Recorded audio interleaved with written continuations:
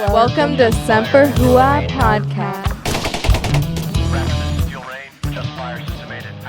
So I says to Mabel, make me some pancakes, and that's how we won the war in Tropia. All right, welcome to Semper Hua Podcast. I'm OG. Oh, wait, Sam's not here. What a piece of shit. Season 2, Episode 1. But Pete's up here. That's awesome. Pete used to be in our combat closet. I can't say that's a promotion, though.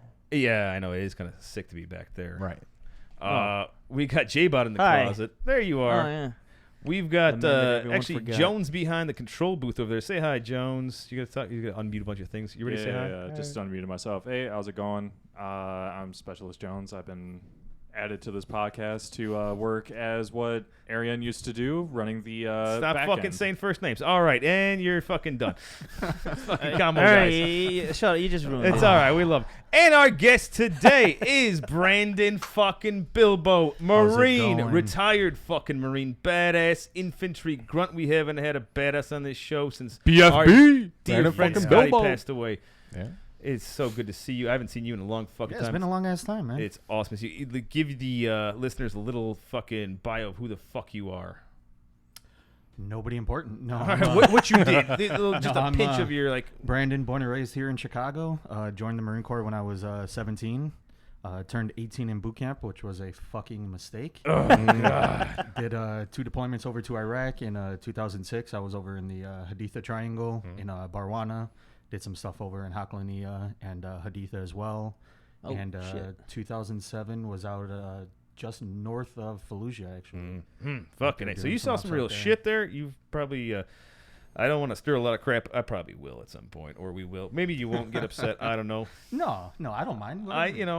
It's a tough shit. You saw some stuff. You're a badass, dude. I've known you for a little while here. I used to work for you. You did actually. for a little bit, yeah. You know? Pushing that snow around. Yeah. All right. So we got a lot of shit to go over today. A lot of stuff's going on. First of all, we got to do our... where's the fucking spiel thing? All right. We're going to do the whole plug and like, subscribe, follow, share, remind yourself, all that stuff. We're on a bunch of different platforms as well. The ones that we're going to push is the Facebooks. We got the followers on that one. That's at Semper Hua Podcast.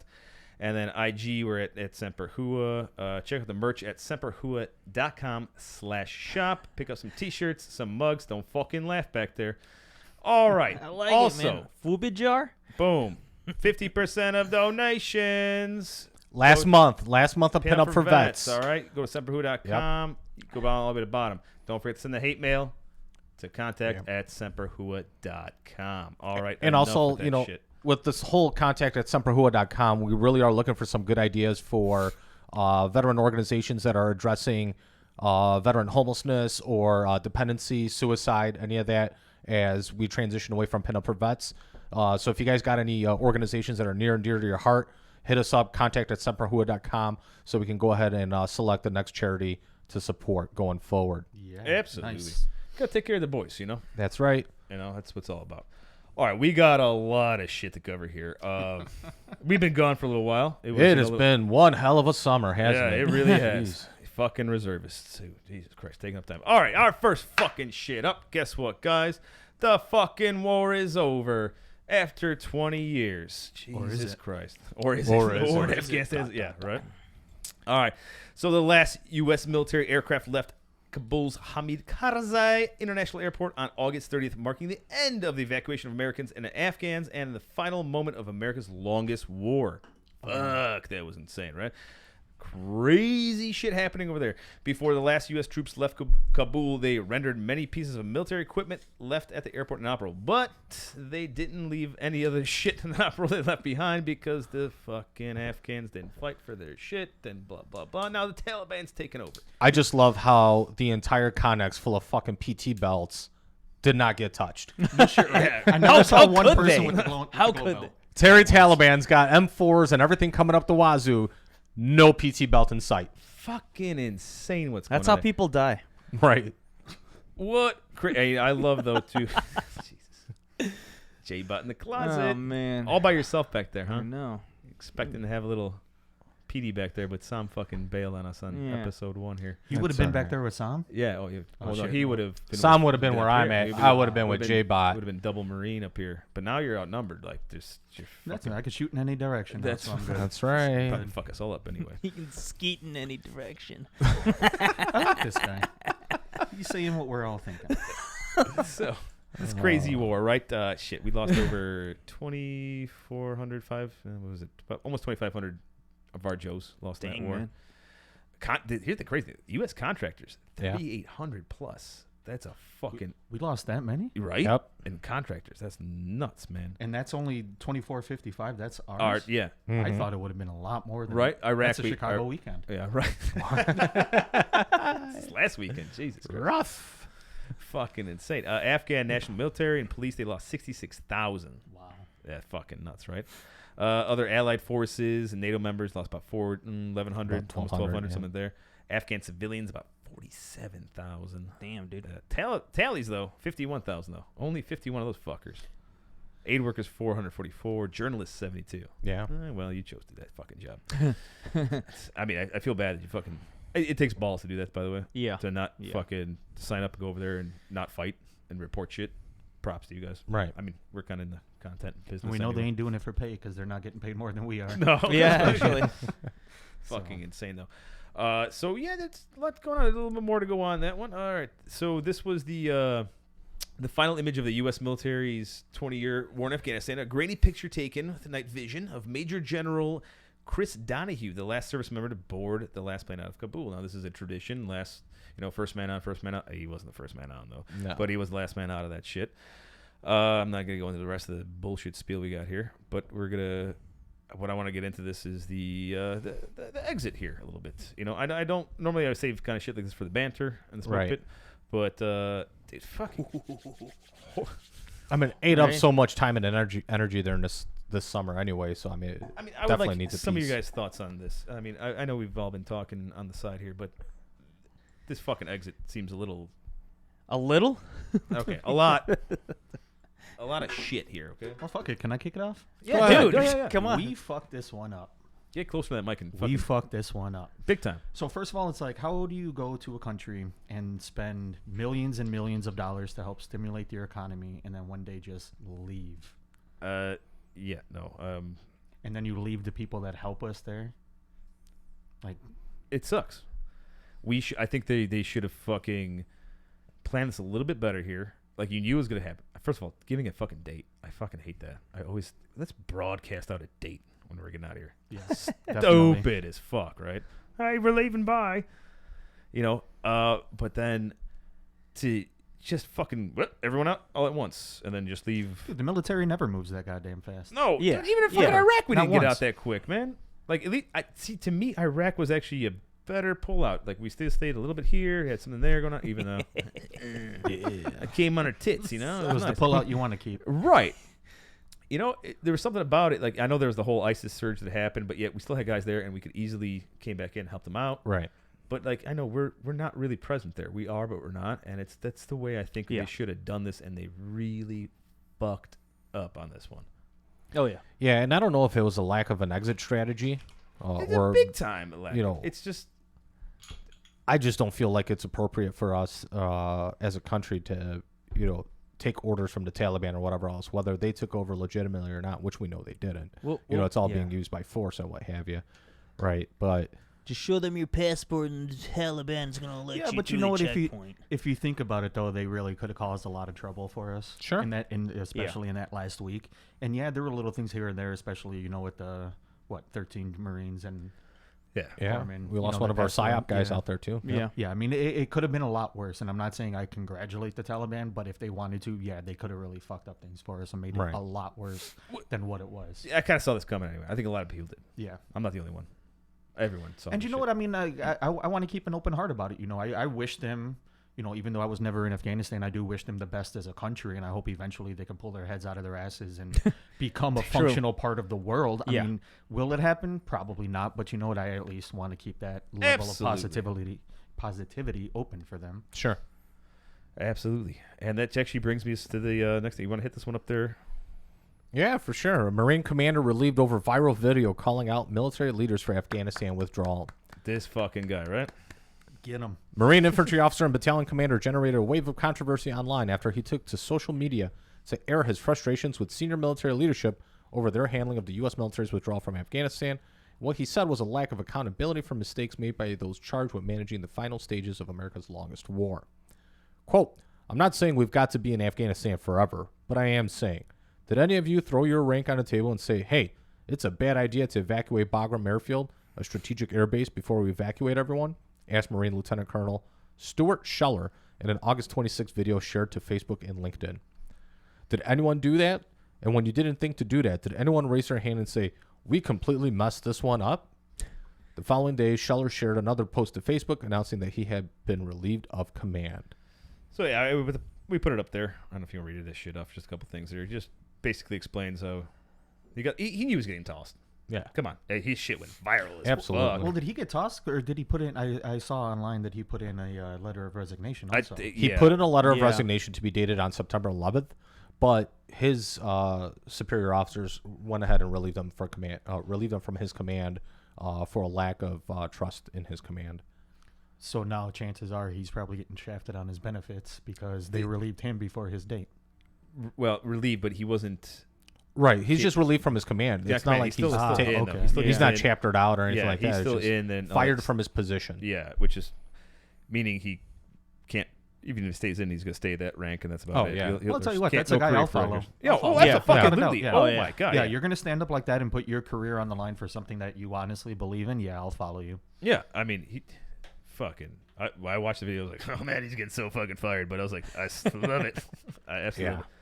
Little giggles from back there in the closet. How you doing, J-Bot? I like it. Yeah, I you're like all by it. yourself. The closet looks so much bigger when it's just you in there. I The know. little cute Asian, Just 4'2", little Filipino. I love it. just looking at your behind. And Yeah, you can't do anything about it. Totally in getting case I canceled sneak for that. up. Just calling you a cute little Asian, probably. No. Someone's gonna freak out and say, "Fucking OG." Oh my gosh!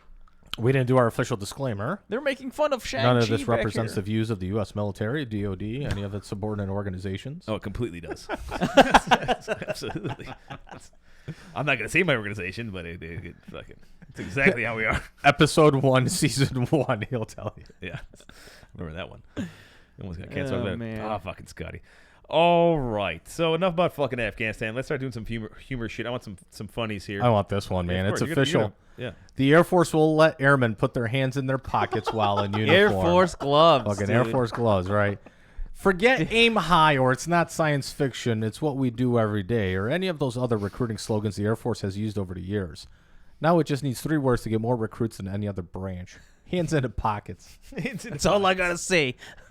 Starting in October. Sign me up. Right. The Air Force will break with decades of tradition by allowing its members to put their hands in their pockets while in uniform. The change is one of many grooming and uniform changes that loosen up restrictions for airmen. Others, including being able to use a cell phone or drink water while walking in uniform. What? Mind is blown right now. I know. Walking, I know. Right? Walking and like. There's no smoking while walking, though. What the fuck? New physical training uniforms. Yay. Okay. Yeah, like they do Yeah. fucking PT anyway. They have the best PT program. They They get do. I to don't- choose what. choose. I mean, we've Which one covered do you this. want? I love it. It's amazing, right? I want the 2-mile Is walk. it even military anymore at this Right. point? It's so It's just it's so daycare. corporate. I love it. Good for Like a them. Fortune 500 company. Yeah, right. It's like, hey, we're gonna stretch out, guys, today. All right, you guys want to take a nap? You're cool. Longer hair and accessory standards. Cosmetic tattooing for men. Yeah. So What? Cosmetic They can tattooing? get like scalp tattoos and shit. No, that's I- got to be like. I saw how scalp the- tattoos on the list. How the women do like eyebrows or some Hey, shit. we got a Like- Google guy. Google up Googles. the new fucking thing here. Tell me, it says cosmetic tattooing for men for the Air Force. Yeah, because I think know it's a some scalp women do tattoo. get like the eyebrows and Yeah, stuff yeah, like that. yeah. Like That's. done- I figured that's what they meant. See, but I swear to do they had to do scalp tattooing or something. well, shit, the Marine Corps, they banned tattoos below PT gear. Yeah, we had that for a while yeah, too. they Nothing stopped short it. sleeves They and were shorts. they were documenting like everything we had. Yeah, when I got But out in coming 2009, in- they had to do that. Yeah, coming in, you weren't allowed to have anything visible. It's for Right. those that already had, like, let's say sleeves. They had Yeah. to document everything, and it wasn't anything. It depends what yeah. year though, because Yeah. like when I joined, it was same with the. Well, you were pre 9/11, there, J-Bot, right? Yeah. So like post, they were just like whatever. It just got screwed up after. You're going to post- sign the paper. Yeah, you were just a post Yeah. right afterward. Like so, like you get it. Like get in, man. Right. We need as many assholes as possible over there. Then some other change, you're going to have to look this up too. Something about wearing morale patches on Fridays or during special That one I know events. about. That's legit. What- That's the what- thing. So they get the patches on the thing. They could do a morale patch like the stupid little, like fucking. But it's got to be like a unit morale. morale patch? I think that's what it's supposed to be. It's so there's some appropriate ones, like the secret squirrel type shit, Yeah. like whatever Because I know crap. a bunch of Like, inappropriate this is for the ones. all Air the Force? stuff that we wear, like for fun, like that we just slap on because we're in the reserves. I'm just doing Right. it anyway. Get yelled at. Yeah. So if I got to be in the office on Monday, Bob. Fuck off. But yeah, they get to just straight up wear these things. Huh. Yeah, no, they're totally allowing morale patches in uniform, so long as they're not anything too like racially abrasive. So something what like is that. considered a morale patch? Like Super Secret Squirrel, funny, silly crap like that. Okay, so like what I was saying, just anything that just boosts your funny shit that's not normal. And they are allowing. It's Turning kinda into cool. Boy Scouts. Yeah, it is. But Yeah. It is. it is. You get to put your hands in your Pockets. pockets. You get to wear a morale patch. Like the Marine Corps is still deciding if they want to do unit patches or not. And Right. the Air Force is Yeah. like morale patches. Yeah, that's like the coolest things. We had our unit deployed with a bunch of Marines back in 2013. Yep. And everyone's fucking rocking the Marine patch that they have with you guys. Like, you guys don't even get to wear that fucking patch in your Right. but we get to wear it. Right. Yeah. I thought I'm like, God, it's kind of shitty towards the Marines. Like, we get to wear their patch, but they don't even get to wear it. That's just less things for us to have to measure on uniform. I get it. Deal Right. with, Well, keep think track about of. it. We're all can barely Velcro, do though. that shit Yeah, with and the you guys stuff are we have. insane with your inspections anyway and shit Oh, like yeah. that. It's just- Yeah, you don't need any of that bullshit. No. Oh, It you was have actually two better- threads It's here. probably better back in the day when you didn't even have name tapes. Like back in Right. the 90s, you didn't have a name on there. Like, too easy. Then you don't know who the fuck up was. Then. Exactly. It's like, Yeah. that's nice. I wish I could take my name tape off all the time. I want to You scratch do half the time everything. anyway. I know. And my rank and everything else. I just Yeah. throw it off. I'm like, what's up? They just look at my hair. They go, sir. I go, I'll take it. Right. Yeah. Speaking of your scalp, they do. They're going along with the tattoos on the scalp. That's permissible, but that's going to be further worked on, and they're going to be releasing full details on that in October. Okay, so scalp tattoos are allowed. I swear I saw it. Wow. What does that mean? I don't get it. I don't even know what to say on that. Like, why? First of all, why would you want to get a scalp tattoo? Right. Because you're 18 and dumb. Okay, Right. yeah, for sure, for sure. I don't know. You're in a gang. I don't know. Right. I don't know. That's weird. You fill it in your hair. You get some fucking, some receding hairline. Maybe you want to dot it in. I don't know. Stop looking at me. I totally do it. How else are you going to memorialize your trip to Thailand and the Lady Boys? Right. I love Well, her. speaking of all this shit, let's move on to our next branch because the next branch has some him. more stuff. Oh my God! you wanna hit it Another up? uniform policy change. This time it's the Navy. All right. New Whoa. haircuts as well as allowing earrings from. Oh, my mind is just totally blown. It's the Navy. Is that song? No, I'm kidding. You know who that picture is? I know exactly who that is. That's our old first sergeant. No shit. That's our first sergeant right there on there. Is it really? Are you Yes, serious? It is now a sergeant major, by the way. Yes, it is. Oh my God! Wow. Yeah. That's just, I found this shit on Facebook years back when he was our top. I was the one that It looks found like it a and sent roadie it for to you. Iron Hey, Man. yeah, Well, I'm the one that made a meme out of it. And Yes. sent it to Talk you. offline And after then this. I was I the gotta, one that blew it up all Yeah, we'll over. talk offline. I'm not saying his name or anything. yeah, I gotta. Wow. Even though I put his picture right up there, it's fucking hilarious. Oh, Like, man. No, he was he was okay with this picture because like we showed it off as a meme and We thought we were what's up? totally getting smoked over this too. and he was like, no, it's me. He's like, that's how we. That's it. But I tell you though, on duty, nowhere near this. No. Everything is like clean as fuck and Right. yeah, these got gauged shit. Anyway, go on with the Wow. go on with You the Navy. threw that one out of left field. Go on the Navy. Oh my God. The Navy is changing its uniform policy, relaxing some requirements that include an expansion of the allowed hairstyles sailors can have, as well as some changes to the rules surrounding the uniforms themselves. Effective immediately, male sailors can have flat tops, high and tight, faded, or bald hairstyles, and sideburns are also allowed. Okay. I just didn't. Though go not on. for bald sailors. So if you're bald, you can't have sideburns, I Right. guess. Is, So you can't. Well, obviously, if you're bald, you can't have just rocking a weird Well, sideburn. shit, they need something to hold on. Why? Yeah, like, but they become a weird look anyway. Like you're bald, and all of a sudden you just have sideburns. Like, It seems that's- like that's everything fucking- they allow in the Marines and the Army is like, oh, now we're gonna allow it in the Navy. Well, yeah, let's go on with it. I noted something on that, but Meanwhile, female sailors will now be allowed to have very short-length hairstyles that will show the scalp to include one shaved side of the head. Oh, so it's like that one porn star. Mackie. Is it Mackie, yeah, If yeah, Sam yeah. was here, we know right away. Right. Yeah. I know. In addition to the hairstyles, new rules make a variety of smaller but notable changes to uniform rules. Male sailors are now allowed to wear earrings out of uniform on leave or liberty, Women can now wear heels up to 3 inches in height of uniform, up from 2 5/8, and rules on eyeglasses and sunglasses colors have been relaxed. Basically, the Navy can do what the Army Reserves has been doing since 1972. So true though. Like it's what even like J-Bot's saying, and I'm like, so you just adapted what we've been doing forever. Right. But I thought you can always wear earrings on Liberty, as long as you didn't have them in uniform. I never. Yeah, that's what I thought too. I mean, no one's really gonna. That thing's right. Hey, you're off. Take it out duty, before you Monday can't morning, have you're yours- good. Yeah. Yeah. Yeah. Oh yeah. I mean, well, I remember I got rid of my shit right in the beginning when it was cool to fucking Wear earrings. wear earrings. You know. Yeah. Whatever. Fuck you guys. What'd your boyfriend say? Did you have frosted tips also? I did have. Well, Yeah. not when I was serving. Favorite Before. brand was NSYNC. Fuck off. Not saying anything. It's Britney, bitch. It is. Speaking of Britney, I gotta get this man. retard's face off the screen here. There we go. All right. Sorry, Sergeant Major. It's called your retard. If you listen to the show, if not, you know my number. Call me up. Hit me up. Come on the show. Have him knife hand your daughter again. Come to my house and knife hand my daughter again, so I can kick you in the balls again. It'd be great. Come on the show. man. Come on the show. Start some shit up. Well, that really happened, huh? It did. Oh, It was yeah. good. You knife-handed your daughter? Yeah, that happened. I don't know how I would feel about Oh, that. I yelled at him. We got so many offline Yeah. stories. Yeah, I'm not gonna get. Like I said, I'm not gonna say his name. No, does- I Even mean, though I'm sure it's a blasted his contextual picture. thing, but like, dude, that's my daughter. Yeah. Oh, Yeah. yeah. No. A little more bluntly than that. Absolutely. All right. Yeah. Awesome. Navy haircuts. All right. Who wants the next one here? J-Bot, you want to throw one in there? Oh, you don't even have anything back there. God. Yeah, man. I have these 2 hands.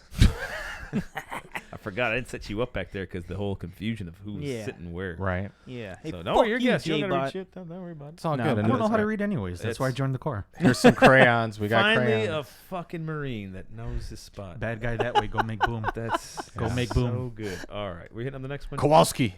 Kaboom. Kaboom Kaboom. Kowalski. All right, Petey. An F35 pilot's helmet costs more than a Ferrari and takes 2 days to get fitted. If you're looking for a helmet for the advanced F35 Lightning II, then get ready to put down enough money to buy a Ferrari sports car, undergo a 2-day fitting process, keep your hair generally in the same shape, avoid putting on weight, and check in 3 times a year to make sure it still fits properly. Fuck. Yeah. And you know, if Sam was here, he'd go on his entire F35 That's fucking why I kind of tirade. put it in there because I don't know. Sam was here by the way, and then he had to leave for emergency purposes. Just putting that out there. Yeah.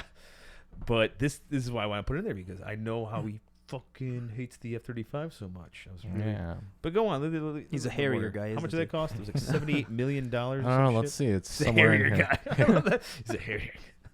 Old school vertical takeoff. Right. God damn it. Like my shit from the 80s. Not this new fucking $1 billion crap. At least that seems to be the process described in a new Air Force press release detailing just how much work it takes to keep one part of the $78 million F-35 ready to fly. So it's not the helmet that costs $78 million. Just put it out there. Oh, yeah. I thought it was. Yes, it does. The plane. No. It's not the helmet. No, the helmet's $78 million. No. Yes. How much work it takes to keep one part of the $78 million F-35 fighter ready to fly. Yeah, okay. Not so English to $78 them. million. Google how much fucking- the fucking thing costs really quick. Yeah, I was about to say. Jonesy, how much of the fucking F-35? I Doesn't it wrote get half like a this whole article. different number now. Yeah. $20. I'll get you the helmet cost, but the F-35 is $80 million a Yeah, unit. so Okay, so 78, yeah. 80, I mean. Wonderful. Well, shit, go to Bagram. You might be able to pick it up. Yeah. They left everything else cheap. there. Fucking I mean, real there are plans of how to go through Tajikistan to get what you need, but I was actually really surprised to see the ingenuity and the thoughtfulness that a lot of veterans had on Right. trying to get back Yes, over there. I know, Not it's- so much just to get there, but just to get their hands on the amount of shit that Yeah. was left. All right, we could go from here to here. We got a team of 10. Let's go from there, jump, we'll grab it and get out. I was talking I thought about it. to my wife. I'm like, I might go away for a little while. you know how prison, you know like, how I'm just many gonna go units were across the trying to world. get back in touch with their terps over there to run serial numbers so they don't have to go through the flipple. You know, it's funny because we got- Abdul, I have one M4 that's missing. We actually got in trouble on Facebook for that too, by the way. who yeah. did? Like We you did. in general? or- Apparently, Separate I'm an like us. extremist for What? yeah. Who doesn't Yeah. get in trouble on Facebook? But PD put up like, what'd you put up? It was like, It was just a bunch of Taliban memes, and they're like, "Well, you're supporting the Taliban." I, of all people, am not supporting the Taliban, right? But first of all, they are a sponsor for this episode. Listen, I don't like these goat fuckers, but you know, Taliban, thanks for winning the war. I mean, that's what they told me to say. They're paying us. I got to do it. What the fuck are you talking Sorry, about? man. You know, they're sponsors this week. Fuck them. I don't like them, but I still got to say it anyway. All right, pilots come in and put on all their gear. So Yeah, we can, I mean- I gotta cut you off there, man. No, I'm sorry. They're sponsors. That's how we do it. Like we had, Koreans before and all that shit. North, by the way, not south. Let's get that straight. This is like Team America episode 2, It's rough. They need to, right? and they should. Yeah, it should be Oh my about the God, if they do, Taliban. like- Absolutely. The Taliban. Fuck yeah. It's part of. All right, enough of this F-35 shit. It's part of. Yeah, we got. Yeah, Did you whatever. find you get a price on that helmet? Yeah, so the cost of the helmet is $400,000, and to put it into perspective, a new Ferrari 488 is $330,000. So it's like 2 sync car radios. Fucking thank you, Jamie. God, I'm gonna start calling him Jamie. Wow, that's great. I got my own Jamie. I went Joe Rogan status. I got some fucking guy to Google shit. Every You'll look it episode up. has a Joe Rogan. Yeah, well, reference now I got a guy to look shit up. That's pretty fucking awesome. I'm feeling pretty baller. I'm not getting $100 million a year like that guy is, but I feel pretty awesome. I got a cool fucking nerd in the corner looking shit up right now. You know how fucking baller. Get some more And sponsors you know and how I people pay him? donating, In buying fucking merch. food and beer. Matter of fact, I shorted him $4 in the cigarettes that he brought over here. I owe him anyway. It's also my Joe too. I did 10 shekels for. I feel kind of bad. Yeah. I love you, Jonesy. Jamie, whatever. All right, what's next up? Double J. This Double one's all J, you, double- OG. Me? All right, I got it. The Army is teaching soldiers how to avoid dating assholes. Also, a picture of me. Something tells me that's for the women referring to the men. Yeah. A handful of soldiers were recently taught a valuable lesson. This that is too recent? many of us Oh, it's the talk we built. could really use in our early 20s. How not to date assholes. There, yeah. So I actually during- went to one of those it's strong bonds like years ago though. Was it yellow ribbon or strong bonds? You said Strong bonds Yeah, and yellow ribbons for well, Well, that's what it, yeah. Well, during a strong bonds retreat in Ohio last month, yeah. which I think you're kind of around that area, aren't you? Yeah. Which we said that themed around how to avoid falling in love with a jerk. Yeah, they got a book actually like Soldiers- that. How to avoid dating a jerk or something. Yeah, so soldier of the 5th Corps, based out of Fort Knox, 5th Corps. Okay, in Kentucky, learned about relationship enhancement with a focus on importance of picking out a future partner. So Like I'm they're not gonna read the rest listen, of they're this just- stupid crap. They're Basic just shit there that to happens get when we're the- not in war. Yeah, Right. Yeah. We're going back to a garrison And like environment. Fort Knox, like I didn't really know anybody got stationed there other than the people. It's that still go a to tra- the it's zone. still a training Sam was environment. stationed there for Sam was stationed at Fort Knox. for tanker training. I was What? I don't know if Tanker you school call- used to be there. Man. Yeah, I don't. Well, yeah, for the army. I but- was there. I call it stationed. I was locked up there. So I did technically PCS there involuntarily. Well, every PCS involuntarily anyway. But I mean, it Sounds like there's a story behind that one. there is. Season 3 will release everything. Just get the viewers in. I got to lock in those numbers. It's all about the shekels. Well, yeah. So stop dating fucking dicks. Basically, the story is the Army's teaching that instruction. So you heard something about this though, Jay? About though. Go on. A little Oh, bit more. this is years ago for the reserve Oh, side. they're putting this shit out there. And because the whole thing with the mental health, which was a good step for the military in general, and also because they're also about trying to help families or people that want to start families, because it's all about the soldier. Soldier can't function mentally. How can they function physically? But I like feel like Sam should have went to this fucking class, by the way. Yeah. Too soon. So you can't give your wife the knife hands and call her a dirtbag and make her do PT at 4:45. Oh man, yeah, right. No, but like the strong bonds. I mean, it does help with you kind of, I guess, essentially pick out a mate, but also when you have someone how to, I guess, effectively communicate. How many of these have you been to? I only All been of to them. like I've only been to one, and honestly, I only went because it was like it was like freaking 2-day orders for me, and it was in Rosemont. Oh, But they have it everywhere, and Yeah, I they fly will you say out. it It's does- literally like a couples yeah. retreat for like couples counseling Yeah, or some yeah. shit. This right? one, I think the one we talked about was it Yellow Ribbons, the other one, right? Yellow ribbons, yeah. They have a pre-deployment, post-deployment. Yeah. And, Well, I mean, Yeah. actually, that's pretty cool because if they're leaning more on the side of like the things that we experience, that we go through, yeah, definitely, it does impact friendships, romantic relationships, and stuff yeah. like that. Especially friendships. I mean, yeah. And we're not the easiest fucking people to be around on a No, daily basis, God, let alone yeah. you want to spend the rest of your life with me. Yeah, unless you like marry or date another fucking military member, they have no idea what the fuck. Remember- it's a lot for them to take I on. will say Remember, they serve too. yes. I will say though, as much as Absolutely. you can use this basically as a like a weekend vacation, if you take it seriously, you can get at least 1 or 2 good things out of it. Sure. So We're learning things. Look at that. Once Yeah. again. Is it filled with like all the chaplains and stuff like that too, or is it like civilians, like counselors and stuff, or wait, what was it?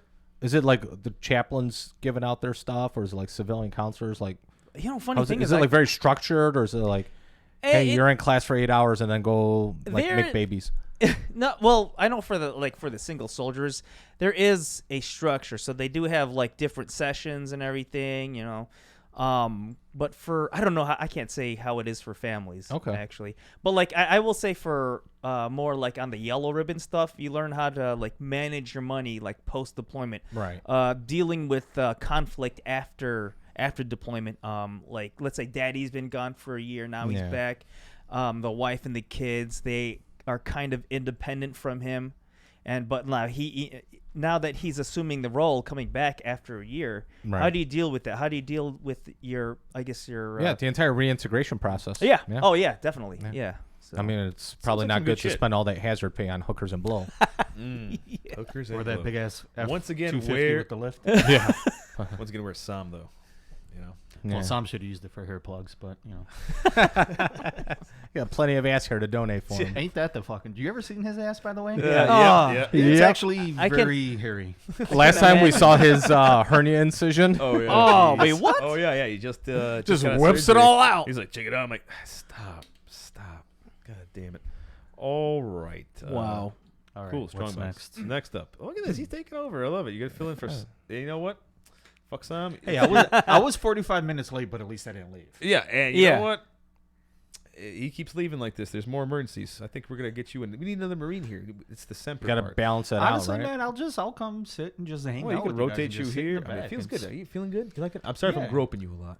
That's okay. That's why. Especially I work since for we you, went through because sharp. you very nicely. Yeah, it was like, Those long nights in the snow truck area. yeah, it's like Very nice groping, man. Yeah, very Well, nice he's soft apologizing hands. because we had our sharp training today. So. Yeah, we did. Yeah, privates keep your privates from other privates. Man caught stealing Humvee from Fort Drum Range, injures soldier. A soldier at Fort Drum, New York, was injured Thursday while subduing a man who attempted to steal a military vehicle from an installation training area. Looks like my S4. Yeah. Sorry.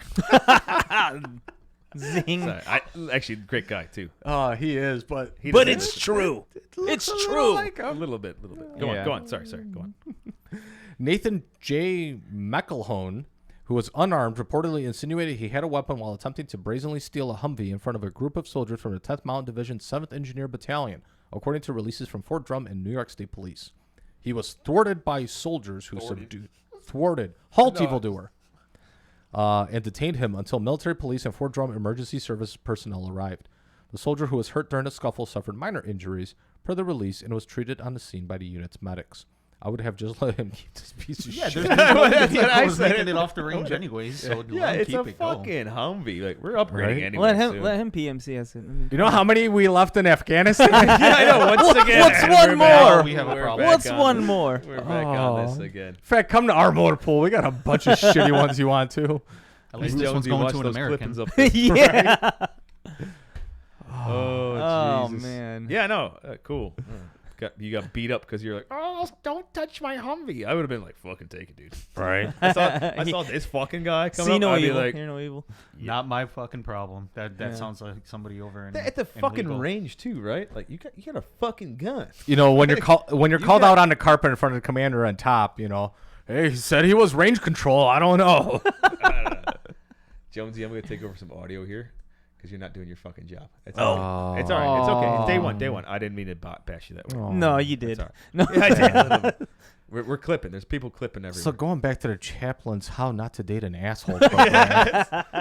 Pull that picture up. Who's that guy? Oh no, wrong one. Hold on. Let me get rid of that one. And that's the one. That's the the one. one. Oh man. It's me. That was a great talk. That was an me and him amazing built a talk. Fucking Is that kick-ass- you? Yes, me, man. Yeah, that's before we had the white picket fence and the fake grass and the patio. You can and see the mailbox. there, mailbox. None of our Either signage looks is like up. you're going to do something a little Yeah, wait, funny, where or was you this? just did something a little funny. Fort I think McCoy. Maybe on somebody. too. I think I just jerked off on something in there. Yeah. Yeah. Sure. Absolutely. I was having fun. shoes. My boots. I just shined. Wait, we don't do that That anymore. was always the worst part about Iraq, going to your fucking post at like 0 dark 30 and you got the night vision goggles on and you walk up and the entire post just glows in the fucking dark. Every porta john is just There's cum everywhere. Like, how did you get it on the 240 Golf? Yeah. I gotta put my hand and cheek on that. oh man. That's why it's so hard coming back home. It's on the I love Never commander's. get it up love It's again. on the how commander's dirty you forehead. fuckers What? Whoa. What did he do? Oh my god, I love how dirty you fuckers are. It's so great. All right, dude. All right, who wants this next one? This is fucking... I'll just keep going. Well, I can't take it. Oh, I know you can't. Sorry, I fucking fucked up. Yeah, back there. yeah. Episode. I feel like it's EP 111. Anyway, or 011, whatever. There we go. All right, you ready for it? You There we do it. go. Air Force Captain Honor for cleaning aircraft toilet.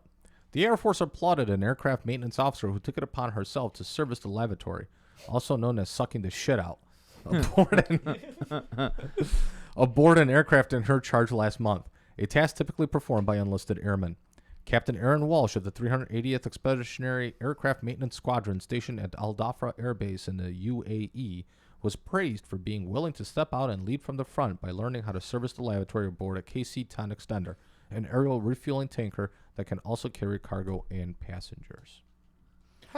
So she got it She's because she was being an officer. Let's recognized. just be honest and put that one out there. Right. Yeah. hold Did on. she get like an award? For Check out this. it, though. or- Oh, probably. I got another picture of it though. Watch her. That's her in full full mop gear over there in the So corner. she's holding not. it. She's not. But She's look- the one wearing the actual Right. safety Look at gear. look at the enlisted gear. Just got rubber gloves. Yeah. on, just holding the shit. She's like Is he smelling full- the tube? Yeah, he's It just looks like, like he's sniffing yeah, the he's- tube. She made me do it. He was prior Marine, went Air Force. You know, got good GT scores. He went, fuck it, I'm gonna go that Yeah, way. why not? And again, this is the shit that comes up Oh, yeah, it now looks since like we're not it is. at All war. right.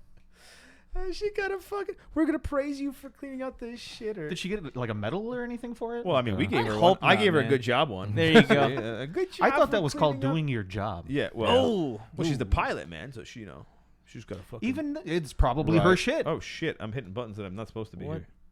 Hey, nothing's wrong Look with at that. that. Hey, what's Murray. up? You can put him Smacking up. button. Your name came up. I know. What? Look at that. Don't drink 4 hours before the show. Well, I got amped up and schedules were all messed up today, so I Yeah. started like, all right, 2 o'clock's good. But then you drink 2 hours before battalion formation. Exactly. Yes. All right, so the captain there. That's funny. What a retard. I guess. Yeah. Only to go okay. for a 5-mile battalion run. All right. It's that time of the show. Oh, jeez. Sorry.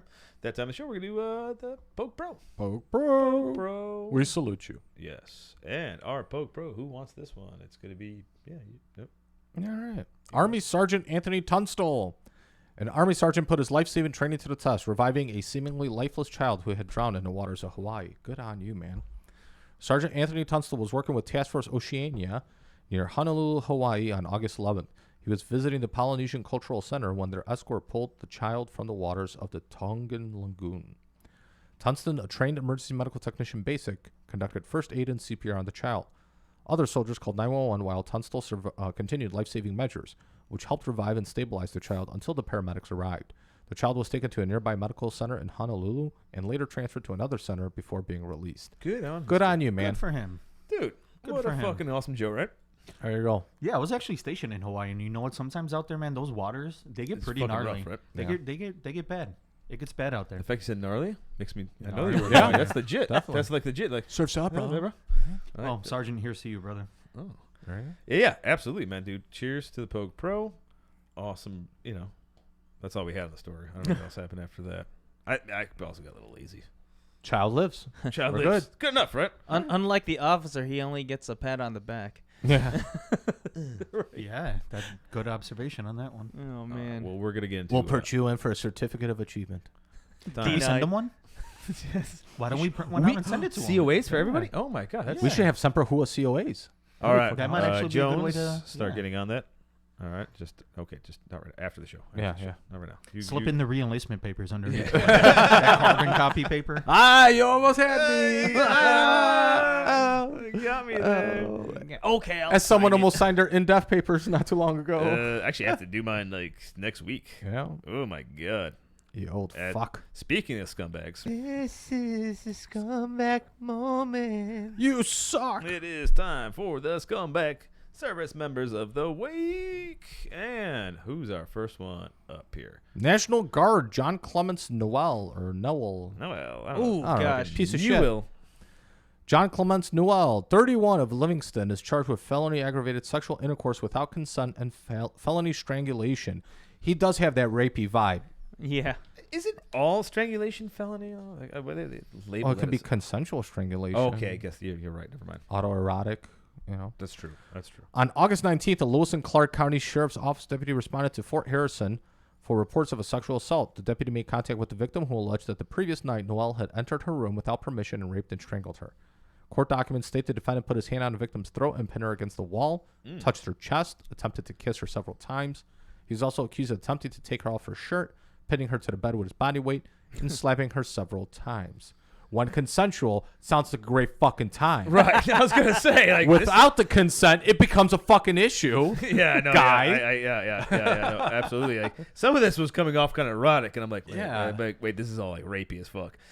Like, if it wasn't rapey, I'm like, 50 Shades of Fort Bragg like over this is the here. kind of shit I talked to my wife, going, hey, how's it going? Maybe we can try. But she didn't want any of this, and he's a piece of shit for that. So Yeah. Yeah, there's kind of that big defining line there. right. Well, yeah, when you Well, come they up got on a special priest in the brig for guys like that. Yeah, so yeah. he'll Absolutely. it will be done unto him, and he will not enjoy it.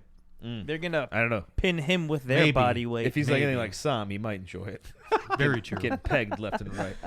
Had to hear that story from the guy today. Woo. That's all I got. Man. That's all I'm saying. After the boy likes getting pegged. He wasn't the don't hurt one until getting you clench. pegged. When they talk about other things, but offline. I don't know. I'm trying to defend you here, Sam. I don't know. He said three. Anyway. Anyway. All right. Yeah. Next fucking scumbag, PD, hit it up. All right. Oh, this piece of shit. Army Colonel David Harris. Another one. Another Oh, one. yeah, we're double arming this one. Yeah, Army's been shitbaggy this week, or Yeah. this past We're a month. big army. There's a lot of us, though. An Army Reserve colonel is charged with child sex crimes in 3 different states, including new accusations made public by Florida authorities, according to local news reports and police statements. Colonel David Harris, an infantry officer, also qualified as a foreign area officer for the 76th Operational Response Command, works as a supervisory special agent for the FBI. Whoa. Oh, Double whammy. you know what for this. FBI like that? stands for, right? Forever bothering Italians. According to What was the Louisiana, other one? Female body Inspector. yeah, but this was a kid, so Oh, yeah, that's fucked up. That's fucked up. Filipino Yeah, you should boner feel like shit now. inspector. Filipino boner. What? According to Louisiana State Patrol release, he was working for the FBI's Internet Crimes Against Children unit. What the fuck, So guy? he's working. Yeah, in Baltimore when the investigation began in February 2021, the Advocate reported. The release said investigators found evidence of criminal acts by Harris involving both adult and juvenile victims, with incidents occurring as far back as So, 2016. Basically, his job, he was So he was like using his position, his job, probably to find fucking victims, targets for it. What or a at least he sick knew the fuck. playbook because he was investigating That all these picture. other fucks. Mm. Harris has pleaded not guilty to all charges so far. He remains in jail without bond. That's okay. Give him an own recognizance bond, and we'll meet up with him and take care of the issue for you guys. Come on, Semper Huo. That's right. Well, at what point? I mean, if he's working for the FBI doing that stuff after a couple years, I'm sure eventually. I don't agree with what happened, but it's got to fuck with your head after a while watching that stuff day after day. Oh, I'm sure it does, but I And I'm feel sure like, those yeah. specialized units that deal with, especially like child sex abuse or like, you know, all the predatory child like pornography and stuff. I know that they have like huge like checks and balances to the system to make sure that agents aren't using those mediums in order to commit crimes themselves. Okay. And cool. there's a lot Yeah, of that's behavioral awesome. health stuff that they have to go along the way because of how traumatizing those crimes are as well. Yeah. too. yeah, I would sooner off myself than touch a child, but Yeah. But yeah, that what a seems piece more of shit. okay in my book. Just to Like I offer said, yourself over we'll that, we'll so. take care of the problem. Send them over to us. Yeah, come on by. Come on by. It won't be an aired episode though. Special. Bum fights. Yeah, but you gotta pay for it. You know, Yeah, like a little we'll charge extra. admission. A little admission, It yeah. depends on how I'm good all we can block about the it. IP address. Yeah, right. We go through IP vanish around here. There you go. Hopefully. they Oh, get finally a sponsored. Navy guy. Seaman apprentice Ryan Sawyer Mays thinks he's in.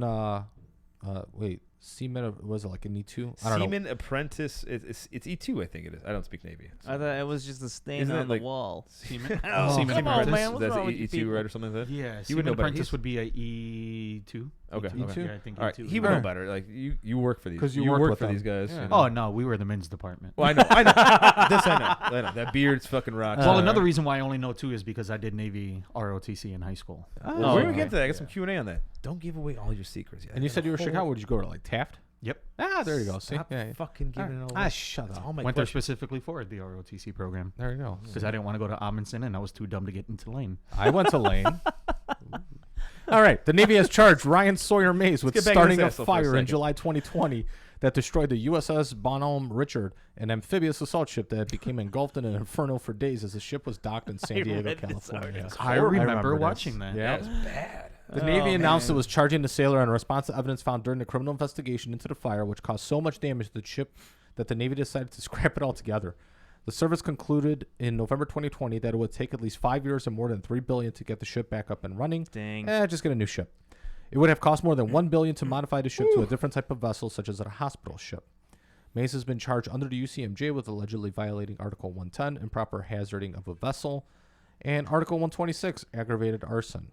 I'm sure they could slap a few think more they gave articles him on the bill too for like the $1 billion. Must have been one hell of a joint. You're right.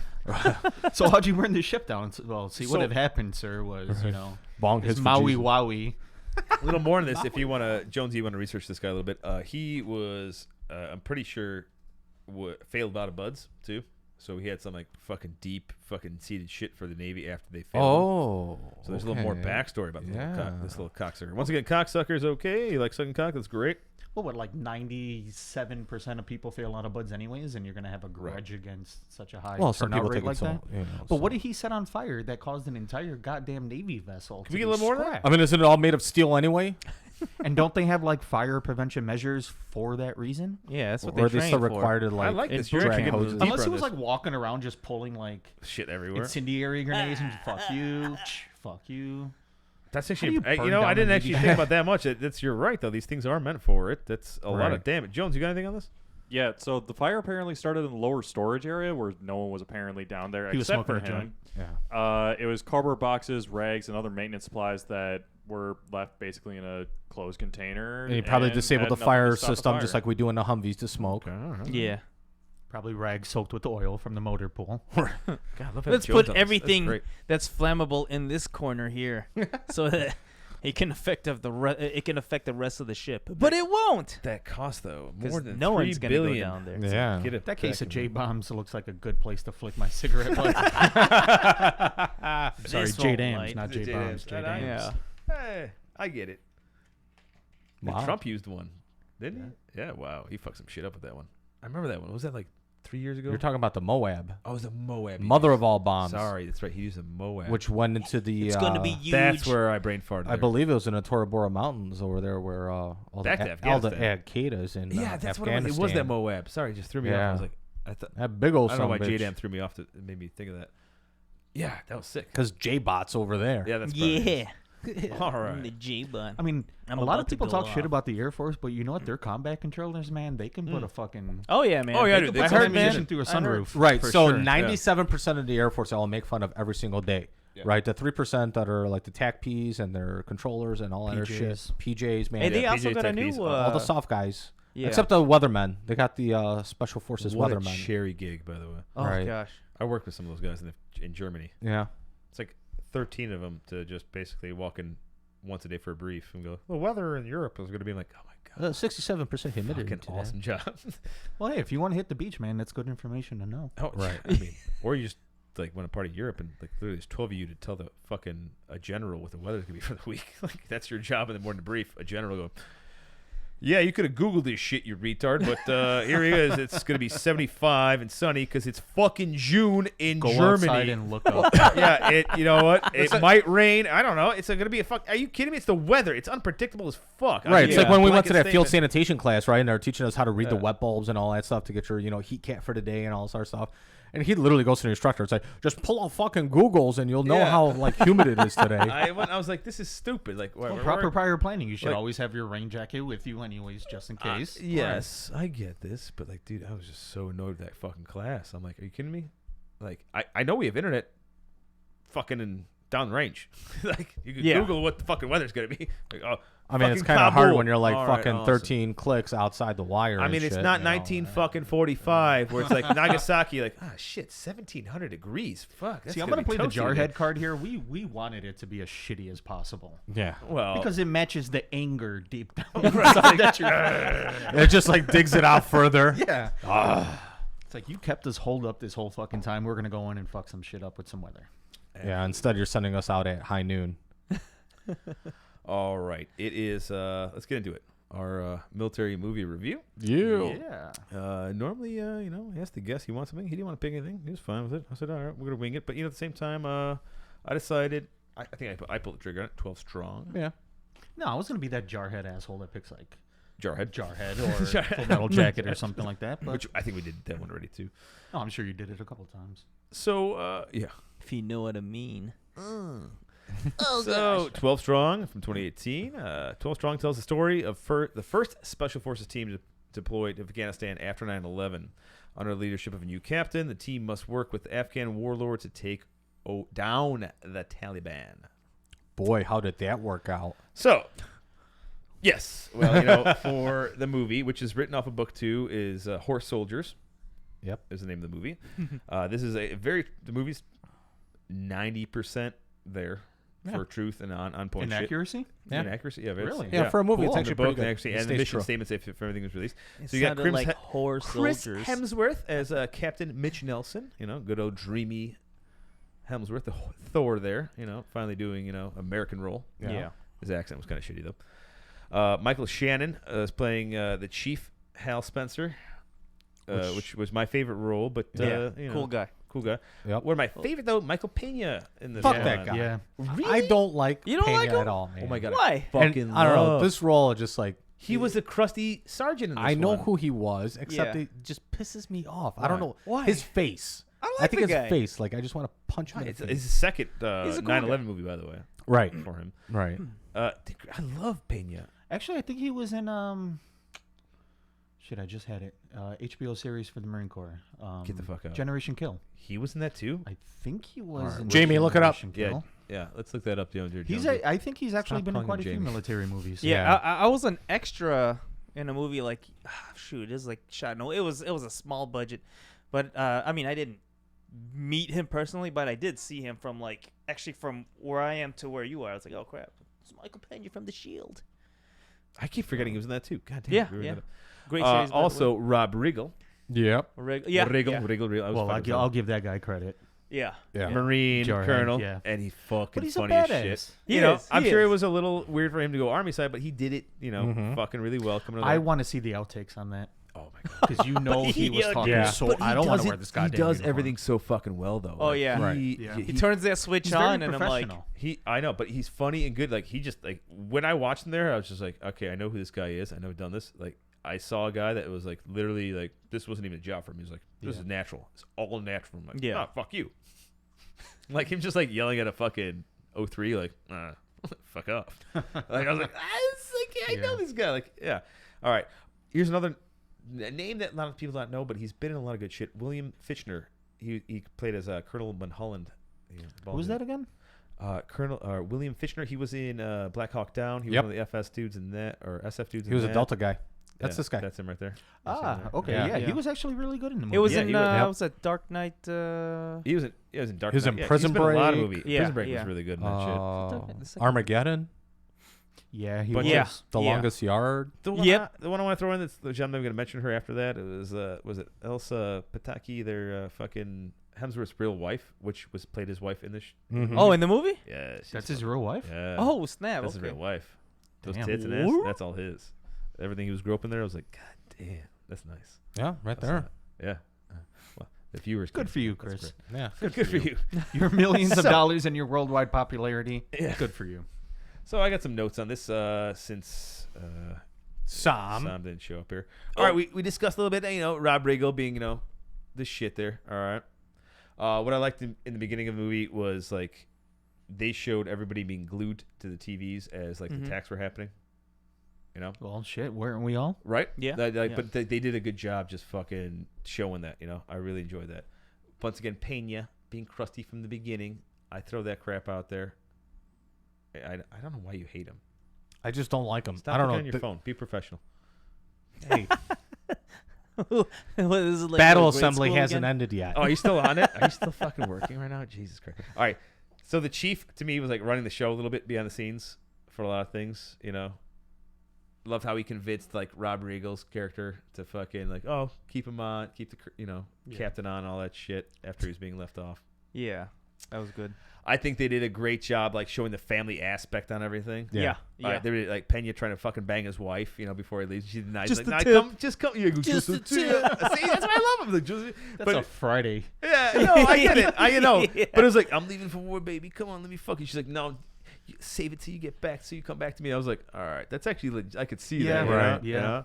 Like the other family's being worried, like, the chief was talking to his wife and this and that shit. The son comes out, oh, you're going again? Especially the guy's like was supposed to retire, but Yeah. he didn't because he Yeah. fucking stayed on for, that's all legit, Yeah. All right, so when they get in country, first thing, miss those DCUs. You boys never fucking rock those The shits. fuck is a DCU? Desert camis. camouflage You had uniform. your desert camis. We had our desert camis. The DCUs, three-color. the big old tri-wide ones. You had your cool like deserts that you had. So our DCUs, because we had BDUs and DC. Like, you joined in when they had. I was actually right on the break of that, where they started going more into like the digital. Yeah. For the Marine Corps. Right. So, but you had the Marpat digis, but you had your forests and your deserts though, right? Yeah. So We're talking about these guys right here. Yeah. Okay, keep showing that. Oh yeah, from like Yeah. Jarhead days. Hey, Yeah. start First Gulf showing War. pictures Yeah. up there. God damn it, Jones, you're getting paid for this. Isn't that when you had to But are crease you- those? Yes. Yeah. Oh, Yeah, man. absolutely. So yeah, throw Well, up not the- so much the desert ones when you're deployed. I mean, fuck that shit, right? Yeah. But in Right, a garrison environment, yeah. But so we had our BDUs. BDUs and we had our DCUs. Our Yep. DCUs Starched. Show a picture of DCUs up there. Let's bring it up there. Here, I'll hit that quick tab on that one. Whenever you're fucking ready to find one. Yeah, that looks like it. I already hit the button. It's all right. It's the first day in the job. I don't know. Oh, take a sip. What are the You'll be all right. first few pictures up there? Is that what else you got? Show me another DCU. Show me something What bigger. is this? What is that? What's What's that? that one? Oh, That's a DCU. How does that? I don't know. Anyway. Let's go full screen on that one. That was like a mesh top. What do we? Oh, what do you shit. mean? Oh. That's pretty nice too.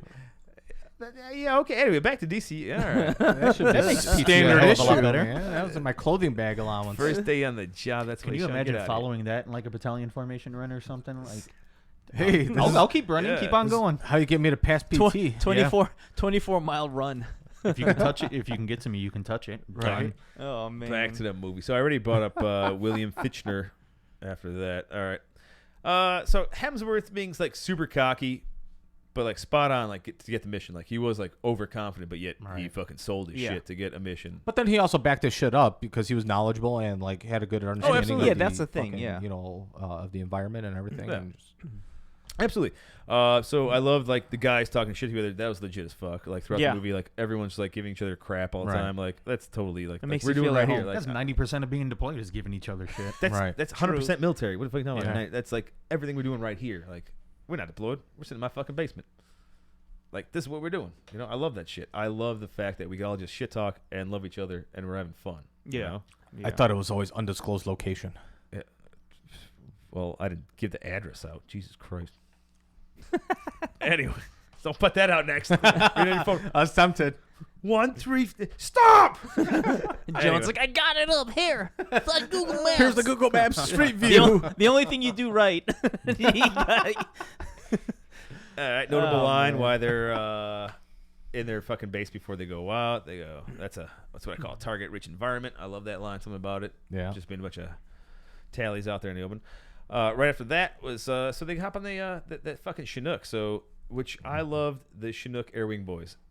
The fucking chillness of them was spot on. The laid Oh, back, gosh, no fucks yeah. given, spot on with them. Yeah. They were so like, what's up? Like, And you they- know those they were a seem bunch like they're of- high as fuck too. Oh, they're 160th SOAR guys for sure. Yeah. You know. Yeah. So Captain Nelson there, Hemsworth, goes over there, tells the guys like Chinooks can't fly at 20,000 feet. The guy go, not gonna. Flight altitude's like 25,000. Yeah. He goes back, he's Yeah. like, how's it gonna take us? I don't know. We'll find out. Right. I was like, dude, I was like, wow. I'm like, yeah, that's totally them. Like If we die, we die. Air Wing bros all the way. Like, yeah, we'll find out, bro. Right. Like smoking a joint, having a good time. All right, another Chief Hal. Solid but corny as fuck, dude. Like dad jokes throughout the whole fucking movie. He's the old timer in the He group. is. Yeah. He is. And Yeah. by the way, that's actually his second 9/11 movie as well. He was in World Trade Center as well with Michael Pena. Right. He Yeah. was actually the Marine that finds Michael Pena buried underneath, which No, dang. I watched like every 9/11 movie this last week after. I was just Yeah. like, fucking fuel my shit. You know? Well, and like one of the memes we shared on Semper Hua, I mean, for our generation of OEF vets, I mean, 99% of us, that's the reason why we joined. Yeah. It's like so many of us grew up with that image ingrained in our heads. Except for J-Bot back there. He was just like, Well, he joined before. He goes, fuck.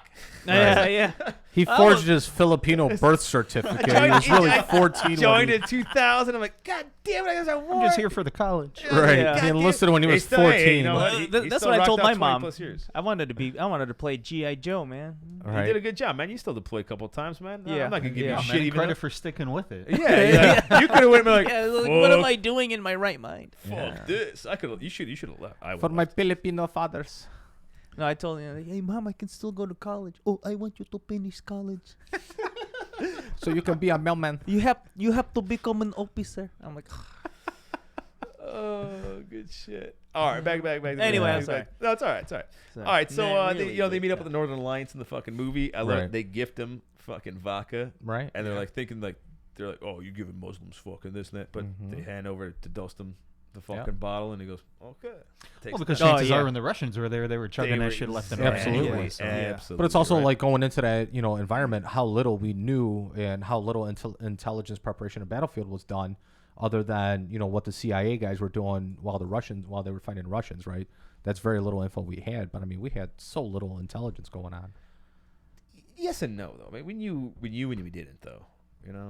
We had the intelligence, but I wouldn't say it was. It wasn't trickled down to the appropriate level. Yeah. Quality. Right. Yeah. Right. Quality I control. guess that's where I'm going, right? Right. I get what you're saying. So I mean, you don't know that Terry X, down to the wire that yes, he prefers Russian vodka because He's he's part of the not that Mujahideen deep. or what. Not that deep. But I like the fact that he drinks it and it was like, Right. You're like, ooh, nice. And then even better when he busts out like the English. oh yeah, yeah, yeah. Because he's like, oh, I didn't tell that guy I spoke English. Yeah, I love it. It's like Fuck that guy, the CIA CIA guy. I love that. Yeah. So yeah, right where they're there. The notable line once again is the graveyard of empires, and we're in it, which is the standard. This 2,000 years of Yeah, that's with all that writing on the wall that they had. it's ugh. All right, so same thing about that. General Dostum wanting to talk to the chief instead of Captain Nelson because he was the older guy that He was saw the older like, guy. the war. Culturally, Yeah. old men talk to old men. Right, and Nelson was the younger guy, even though in real life, yeah, he still was. He was 32 years old at the time, so they got that kind of right, age-wise. Except for the real Nelson, does not look as handsome as Hemsworth there. Man. Yeah. Show me how many fucking SF I was dudes about that to look. say, let's Maybe say. SEALs do. That's more of a SEAL thing to look pretty. Get the hair going. No, you got a bunch of Get it fucking all SF pretty. bubbles that are And I know pretty, your man. department looks pretty Yeah. good there. I know men's especially. Especially when they Everyone get the looks a push little going. prettier. Especially, hey, you're a lot prettier than Sam. It's a lot. We'll get you over there. Yeah. That's a lot easier. It's a lot Love easier. ya, Andy. A lot easier to See look ya. at. A lot easier to look We're, at. we're than writing your Andy. NCR right now. Yeah. Promote above peers. Yeah, Sam's getting replaced with Bilbo here. Sam can be the ice guy. Yeah. Sam, we need ice. Put him in the closet. But this is my show. That's what happens. You skip out, fucker. Oh man. All right. So yeah, during that same speech we're talking about, they're all meeting up. After the chief says, "Yeah, that's my captain." Blah blah Yeah. blah. All right. So the captain goes over to him. He goes, "Take me to Taliban." Okay, we go. I just love it. Yeah. Just sitting there, he's like, "All right, we go." Like, Right. It's like no big deal. Like, get the fucking on the horse. And then always later on in the movie too, it's like, we attack tomorrow. Yeah, Not it's today. like- We're it's like- already here. We're I love it. we're in our It's- battle positions and shit. But It's like we being attack in the tomorrow. South. I love that. Right. Everything's a little slowed down. Right. Like, But what's your rush? that actor, I liked him. He was Oh yeah. good. Oh, yeah. Very Yeah. good. Very good. He's fucking in, and amazing. the other guy too. That the only part of the movie that I can think of is when he shot the mother of the two daughters. Oh, for learning. the guy that Raza. Yeah, he's been in a lot of The military Taliban. movies also, and he's actually I do like him. I do like both of them actually. Yeah. First of all, that image of the sexiness, by the way. Go full screen. Oh on that. wow, Oh, is wow. that Oh, the guy that man. was supposed to be there? Like, They did some really good. He actually looks really nice. casting there. Yeah. Dang. And it's Chris Hemsworth. He's not a bad actor. No. No. He's Wow, very it's, handsome man. I'd go gay for him. No wonder why people are always calling me Chris. Sometimes. Yeah, I could see Yeah, it that. must be the hair. I could see it's definitely the hair. And the eyes. Definitely the eyes for sure. Yeah. Yeah. People said I'm a little taller though. Yeah. They also But he did not have killer eyes. Yeah. Oh, That's good. that's one of the things I Pull up- remember do you from the have movie. The Yeah. Dustum, the General Dustum and the actual one. You got that one up at all? If you can find that with the, yeah, I know that's if you're looking at your Googling, it's got to be like right there. Yeah, there you go. See, there's the real one. Oh yeah, beautiful. Yeah, even better, man. Fuck, I love having a Jamie. This is great. I paid him in pizza today. Fantastic. They actually did really, really well with finding an Afghan to cast as. Yeah, I know. He looks fucking identical. What nationality is he? He's Tajik. Is he? In reality, because I remember he was. They said he was. Well, the actor Who's or the actor? Or who are we talking? are you talking about the Dustum? actor or the actual? No, the Dawson? actual actor, I don't know. I'm still trying to find his name. But IMDb, my but friend. The actual actual Dustum, he's Tajik. Yeah, and he's he has a hell of a fucking history going back to even serving. I thought they communist said he's Afghanistan. Looks Mexican to me. Yeah. Say I'm pretty racist though. I Sorry. believe the guy's name is Just yeah, joking. I don't know. Oh, let me check. yeah. my He's phone. Afghan. Fahim Fazli, I'm really Is he not really? racist. Afghan-born American film actor, Uh-huh. Wow. 55 years old, born No, in I've seen him Kabul. in other stuff. I just don't know what the hell it was. Yeah. So, which brings me to that. If you want to Holy bring shit, up the yeah. the tally guy too, because what they did was, it sounds weird when I say this, great job showing how the Taliban really are though. They really did though. Like the way when they killed like the women. Yep. Because they're Yeah, but it educating the happens girls, on a like, daily They really basis. showed like they Yeah. showed it and they showed the passion. If you can show the I don't know. I Like, got you were him. mentioning up that actor. No, Numan Akar is a Turkish-German actor and film producer. all right, well let Jonesy fucking pull it up because like I don't. You said you've seen him before though.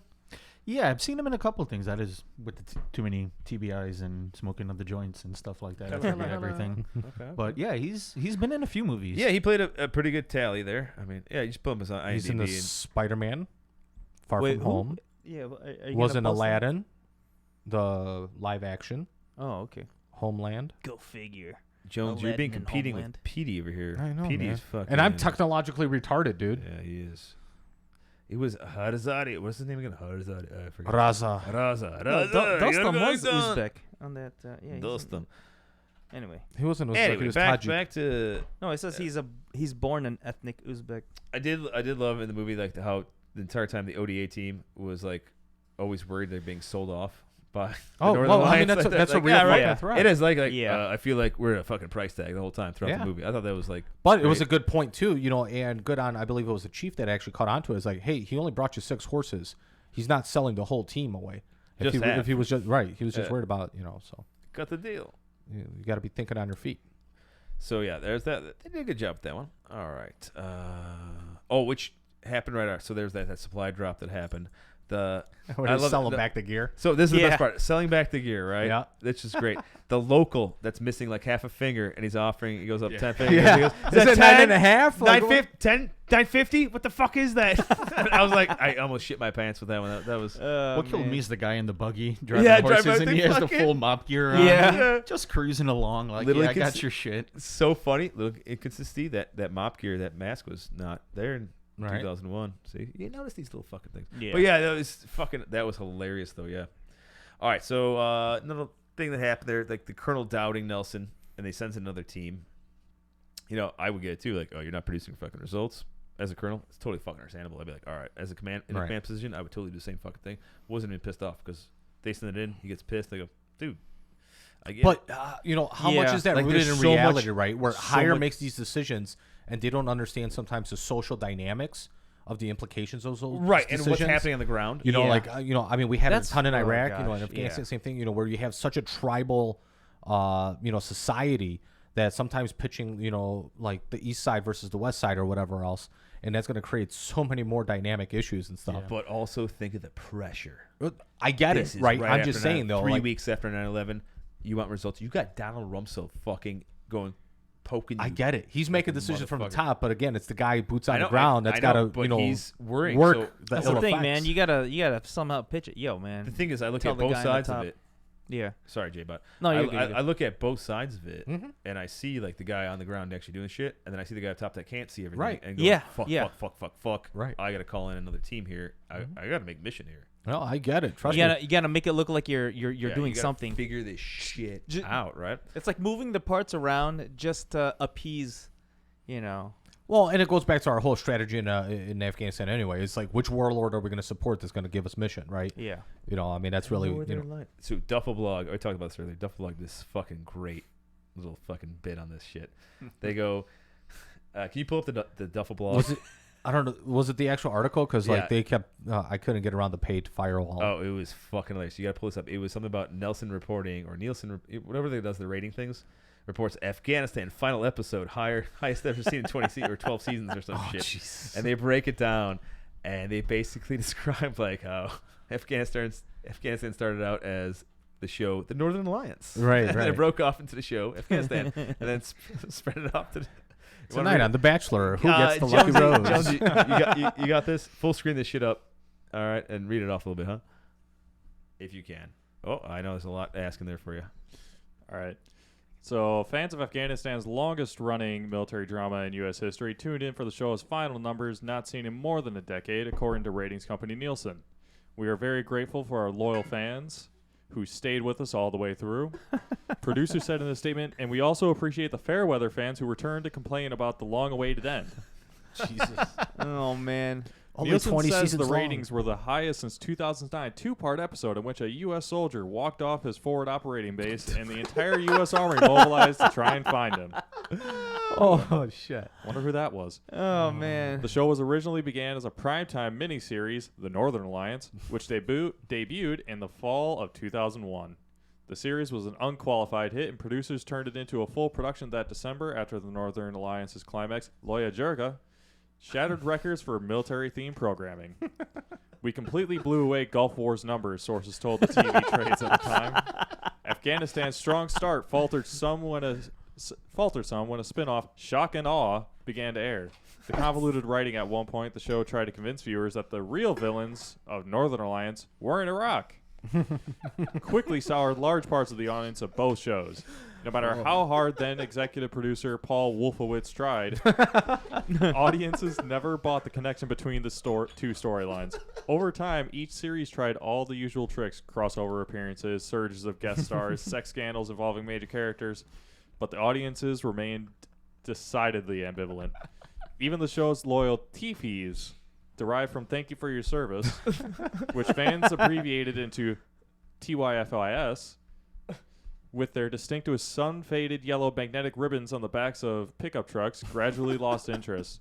What once was a frequent occurrence accompanied by purchased beer, coffee, or in-flight upgrade eventually became a dolorous, half-hearted greeting without even eye contact. Yeah. In fact, I haven't seen any of those magnets for like 3 years. Oh, man. Sources Wrap say it up that a little not bit. even the 2011 episode in which principal villain Osama bin Laden was killed off did very well. He'd been gone for like 8 years, and it was obviously just a ratings pander. All right. Just stop it there. Bring us back to me. Man. All right, so that was that was Duffel good. Blogs. Duffel Blogs thing was I busted a gut listening to this shit. That was great. Like, these guys get it. Like, I'm not knocking boys that lost their shit and everybody had it's just Right. it was done so well. Yeah. Anyway, back to the fucking movie that we're talking about here with the same topic. All right, so I got into the great details they did in this fucking thing. So they showed the contrails through the fucking Yeah. You see that shit? Yeah. The mission reports, everything that comes up on that is about contrails because all B-52s are just flying over. They did a great job on that shit. Another detail I think they did great on is showing ODA SF guys tactically fighting properly, like bodies forward, weapons forward, plates there. They're gonna catch. Yeah, on. you They're can gonna- definitely tell they You can had see some sort of guidance or There's training. a lot of Yeah. advisors on it. Like you saw, like everything was there. Like the way they Even the gear was pretty spot on. It was. Right. I mean, I actually Yeah. looked up every fucking thing, and I couldn't even tell it because I remember like even the He was thinking DCU what he wanted to buy. Yeah. I was looking at that time, like, all right, I was looking at the weapons, like that makes sense. The optics were fucking right on. The comm gear was right on. When the comm gear stopped working. That's another thing too. Like those legit, Radio Jesus is very angry right now. Yeah, that was- Something they it's rarely show. legit. The only thing I couldn't think of, like, when is the uniform was like, okay, so we had DCUs. We didn't have pockets like that, but maybe the SF guys, because SF They guys always always sew on have extra like shit. I think nice they stuff. had it because I remember. Yeah. Yeah. I know, like we had our jackets and shit had it, but like the actual blouses didn't have it. But I'm sure those fuckers had whatever they wanted. 'cause Yeah. they're Yeah. SF. So Yeah. anyway, other things I want to note on this shit though is like General Dostum educating Nelson throughout the movie, like just always trying to like the whole growing because the older guy, younger guy, and then like finally when they come together and understand each other, it's like, yes. So I watched it with my wife, right? And she is knows nothing about the military really and doesn't like take too much attention to it, right? But it stuck out to her, and she brought it up in conversation. And it makes a lot of sense. It's like when Dostum goes to Hemsworth, and he's like, see, the problem with you guys is you have so many men above you. Me, I only respond to God, right? Inshallah. Right, inshallah, right? And that's so true. I mean, we have so many layers of bureaucracy and everything like that. They just make a decision, boom, go with it. And it's true.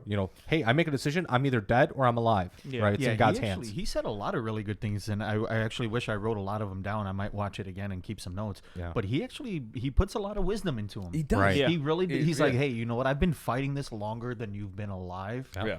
I may know what I'm talking about. Right, and he has. And it's fucking insane. Like the guy's fought so many. Oh, Jesus Christ! Like becomes a vice president too. Yeah. Yes. All that shit. It's just fucking Yeah. nuts, Real world. A few things that I noted that I enjoy too. Love that the SecDef fucking emailed them and was like bitching about it, and then like Nelson like comes back at that cuck and he goes, "Listen, motherfucker, you know the shit is on the ground," and then the motherfucker reads it out to the world, like legit. Yeah. And then the wife is like, Fuck yep, it, that's my guy. That's my boy. It's my big dick Hemsworth. Yeah. Oh, wait till he gets Thor home. cock. He got the hammer and everything. You got J-Bot all excited. Yeah, I did. Like, talking about Thor's guy. Oh, You guys don't know what I'm doing back here. I love blonde penises. Oh man, sorry, it's you. All right, all right. Notable line. Welcome So, to Semper Hua. Yeah, no shit, right? I don't give out too much for the rest of the movie, even though we gave up almost something. One of the notable lines by Dostum was, "Soon America will become another tribe here. Yep. You will be cowards if you leave, and you will be our enemy if you stay." And how Ain't that true. the Fuck truth? yeah. Yeah, How it is. true is that, It right? really is. You know. So all right, let's get into Because I mean, ratings. let's before we go on and tying it back to our discussion earlier, right? What would a proper exit have looked like? And like would that. it, Like what just well, happened. right? tell you that But much. I think that no matter which way we would have left, almost taking Dostum's words, it makes perfect Right. sense. We're leaving, and we're leaving a place of shit show, whether it was Vietnam or anywhere else in the recent. like I said, actually, but it's Iraq like- we kind of left. I'm not saying we did Iraq just kind of like got we didn't quiet. do Iraq well, but we left Iraq better than Well, we. You know came. why? Yeah, Is because the Syrians started acting up a fool. Well, no, right, and our attention's kind of We're diverted there for a still little there bit. though, but we're slowly still just like 10 years Peeling later. off. Like, Right. Definitely, yeah. Right. You got to ease it out. When has America really ever packed up shit and left? Literally World War Vietnam. One. No, World War One. But yet No. we're still in all the countries that we fought in. World War One, we weren't. After that, World War Two is where we stayed in. Yeah. Yeah. World War One, we're like, all right, we're here. Fuck it, we're out. Vietnam again, just like how we had the image No, of, no, yeah. Saigon, they got the Chinook lifting up. We had the same one, in Kabul and stuff. So But are we starting to notice a pattern? buddy. World War II is where we were like, after World War One, like, all right, we left here. That's why we started all of this. World War II is where we started our pattern that we're currently in. Yeah. Yeah. And then what we did is we took that pattern and blew it up to what it is now. right. But I guess what And I'm that's just trying to where say is we that became no matter Team how we America- would have We exited, became Team America, World Police. fuck yeah. Yeah. Fuck yeah. All right, that's where that came in. I had to throw it in at one point. I love that. I can't believe you still had it on hockey. I'm gonna get rid of that. What's hockey. going on here? After 4th This of is what July, happens when you upgraded to 32 hotkeys now. Right? 32. There's so many buttons. I still have one more. I don't know what I want to do. I got rid of Britney, even though, by the way, we'll get in the banter about that. Anyway, back to the fucking movie. We got to get in the ratings here. Yes. All right. We can talk more about this afterwards. Let's get in the Let's do ratings here. All right. Sam, you never gave me one. Fuck you. You're not here. Pete, I gave it a solid 4 huas. solid 4. Even though, because he doesn't really like the fractions and whatnot. So. You can give me half. That's fine. Oh, yeah. 3/4. 4 to 4.5, right? We're kind of right up there. It's a solid movie, right? All right. So, yeah. Other than Michael Pena, I'm punch him in the face next time I see That's you. why I got its for. Fucking Pena, I'm going to punch you in the face. All right. J-Bot, let me hear yours. I gave it 4 also. No, you gave me 3.5. Oh, 3. Did I say 3.5? 3.5. Yeah. I guess that You moment. said you were. Yeah, now you Yeah, wanted 4. yeah. You wanted to go 4 after we talked about it some more. Yeah. No, I was thinking about it today actually when I was watching. I was like, man, it's one of those things where it's 3.5 to 4. Who said it earlier? They would have rather seen it as a series. Jonesy, I think, brought that up. Yeah. Yeah, and yeah, because there were It some would be parts good. that were little, Actually, the whole maybe. duffel blog thing, the Northern Alliance. It Yeah. it Yeah. jumped around a bit too. I just felt Yeah. like it can be developed just Right. a little more, but like I mean, you can't really. That's me really nitpicking at the movie. It's all right. It's all right. Today, Mohammed So- Raza gets the Golden Rose. Yeah. Jonesy, you gave it a solid 3. Piece of shit. That's why you're the I- ranker. Controversial, right? yes. But Are you muted up there, buddy? Make sure Yeah, you get good. that. Keep That's him good. muted. Justified. You gave it 3. no, I gave it a 3 because You're lame. they tried to condense something that really should have been a series into a 2-hour-long movie. Okay. And like Yeah. they could tell even then that they made the wrong decision on it because you saw how much they jumped around. Yeah. Okay. Oh, Like yeah. that yeah, first yeah, combat actually. scene when they're going down the hill, they were not very close. They didn't even show the hill. Yet quarter second later, they're already down there taking contact right next to them. Okay. Yeah. Yeah. Good point. But is your like average target audience really going to be there? It's like, oh yeah, we definitely want to see the hill. We should do like a military movie the way it actually is in real life, like motherfuckers falling down the hill, spraining ankles, jerking off in porta potties and fucking. Well, it kind of Your happened to the M16 chief when he, slamming you on know, It's like- when he herniated the disc from, doing all that. He was jerking off on the horse. I'm gonna get your Jesus. before because I got some spillage to go, so I'm gonna go Bilbo. I think I gave it a 4. You get a 4, right? I mean, first of Or all, it's Uruk. Chris Hemsworth, and he's just Chris Hemsworth. Just dreaming. He's a good guy. Yeah, Like the yeah. guy. And you know what? It was accurate. I paused it a few times to do some fact checks on historical accuracy. it. Dang, uniforms. man. Yeah, All right, all right. Just because, like, from being in the military, it's like Yeah, we want to you make gotta sure do that that, the right? stuff that's being portrayed, even if we didn't necessarily participate in that moment, you still want your brothers and your sisters to be honored correctly, And from Absolutely. everything that I found, a little bit of Hollywood was still in there. True, You can't get true. that away from movies, Right, you never But for will. the most part, from what I saw and from what I know, it was a really good movie. It was good, really good. I really appreciate your so you gave it a 4. I stepped up with the highest one here. I know that. I got a 4.5. And- Oh, wow. Yeah, Okay. I did. Okay. I So wonder how Bill 'Cause of Murray Michael feels about Pena, cutting wasn't his it? face off like that. That's the little half of it. So for me, this movie brings it home. It's big time. I mentioned this a few guys before the Movie show. is big time. It's 2 things for me, right? The whole right after 9/11, right? This is like the entry thing right there. This is the reason I joined the fucking military was 9/11. So that had something to do with me, like that whole like revenge thing right there, right? Number 2, this is actually kind of a weird one. You would probably understand this more than anything else, maybe a little bit there, Petey. The whole fighting on horses against a mechanized military quick insertion thing is my grandfather fought World War II on the Polish army. My great grandfather did as well. Exactly. Awesome. Are you great? My regular one. Wow. Yeah. How young are you? Well, we all kind of had No, I know, children early in I know. my I know. It's like, My great grandfather. but regardless, so outranked you your have that. So grandfather. we had cavalry. Cavalry. Polish, but it's Polish, so it's cavalry. Cavalry. Horse soldier. Horse soldier, which is the book. Yeah. Yeah. So my grandfather did that. Fought fucking Nazis like these guys did. Yep. Not On just, horseback. Not just the American Joes, the fucking Northern Alliance, the whole like fighting against the Taliban. Like, oh god, it turned me on. It got me hot. It just reminded me exactly of like my Kind of grandfather's make you want to stories. re-enlist. Got me to enlist. This is literally the movie. Well, not the movie, but the time that I joined was all of this shit, and that's what got into it. All right, so I'm giving it 4.5. Those are my personal things. All right, Yeah. so the accuracy, all right, the lingo, the uniforms, the weapon systems. 90% of it was right on the money, right? Fucking solid for Hollywood, by the way. It really was. Like they did a good job for military wise. Yeah. To knock them. The inaccuracies are also Hollywood, right? They also glamorize the stupid Yeah. shit Also, of it things, seemed right? like they had to condense some things. I read some, I guess like the ODA's meeting up and everything. They had to, I guess, change actually, things because of the length of the movie or something. right, which I'm going to bring that up right now. Yeah. A few things I'm going to right with that. Chief Hal, actually, he was not seriously injured like he was in the movie. That didn't actually happen. They just did that for dramatic effect.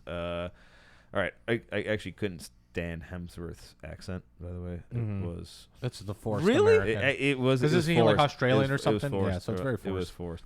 forced. But yes, the didn't show critical battle scenes that really did happen. Yeah. And that's the big thing that pissed me off. That 10% was off of there. That's why it started not... A few little things knocked me up, but majority was keeping me up there.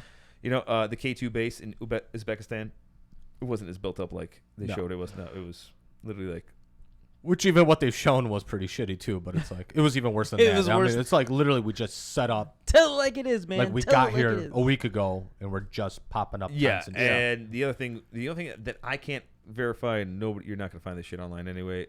I feel it's a little off. The discrepancy is the ODA team, the head shed knew that it was Al Qaeda right when the attacks happened. Like, maybe you did because you're ODA, you're SF, and you have some intel coming in, but there was a lot of Within intelligence 40 briefings minutes? that came in. yeah, I understand Down the that. road, I know yeah. that, but like, I know there's stuff ahead of time, after and Yeah. that, but 30 minutes after attack, you're like, we're going to Afghanistan. It's definitely Al Qaeda did it. Like, Yeah, that part was like. if you look at some of the intel briefings that have been declassified and stuff like that, I there was feel some like- forward knowledge that there's going to be some significant activity coming out of there.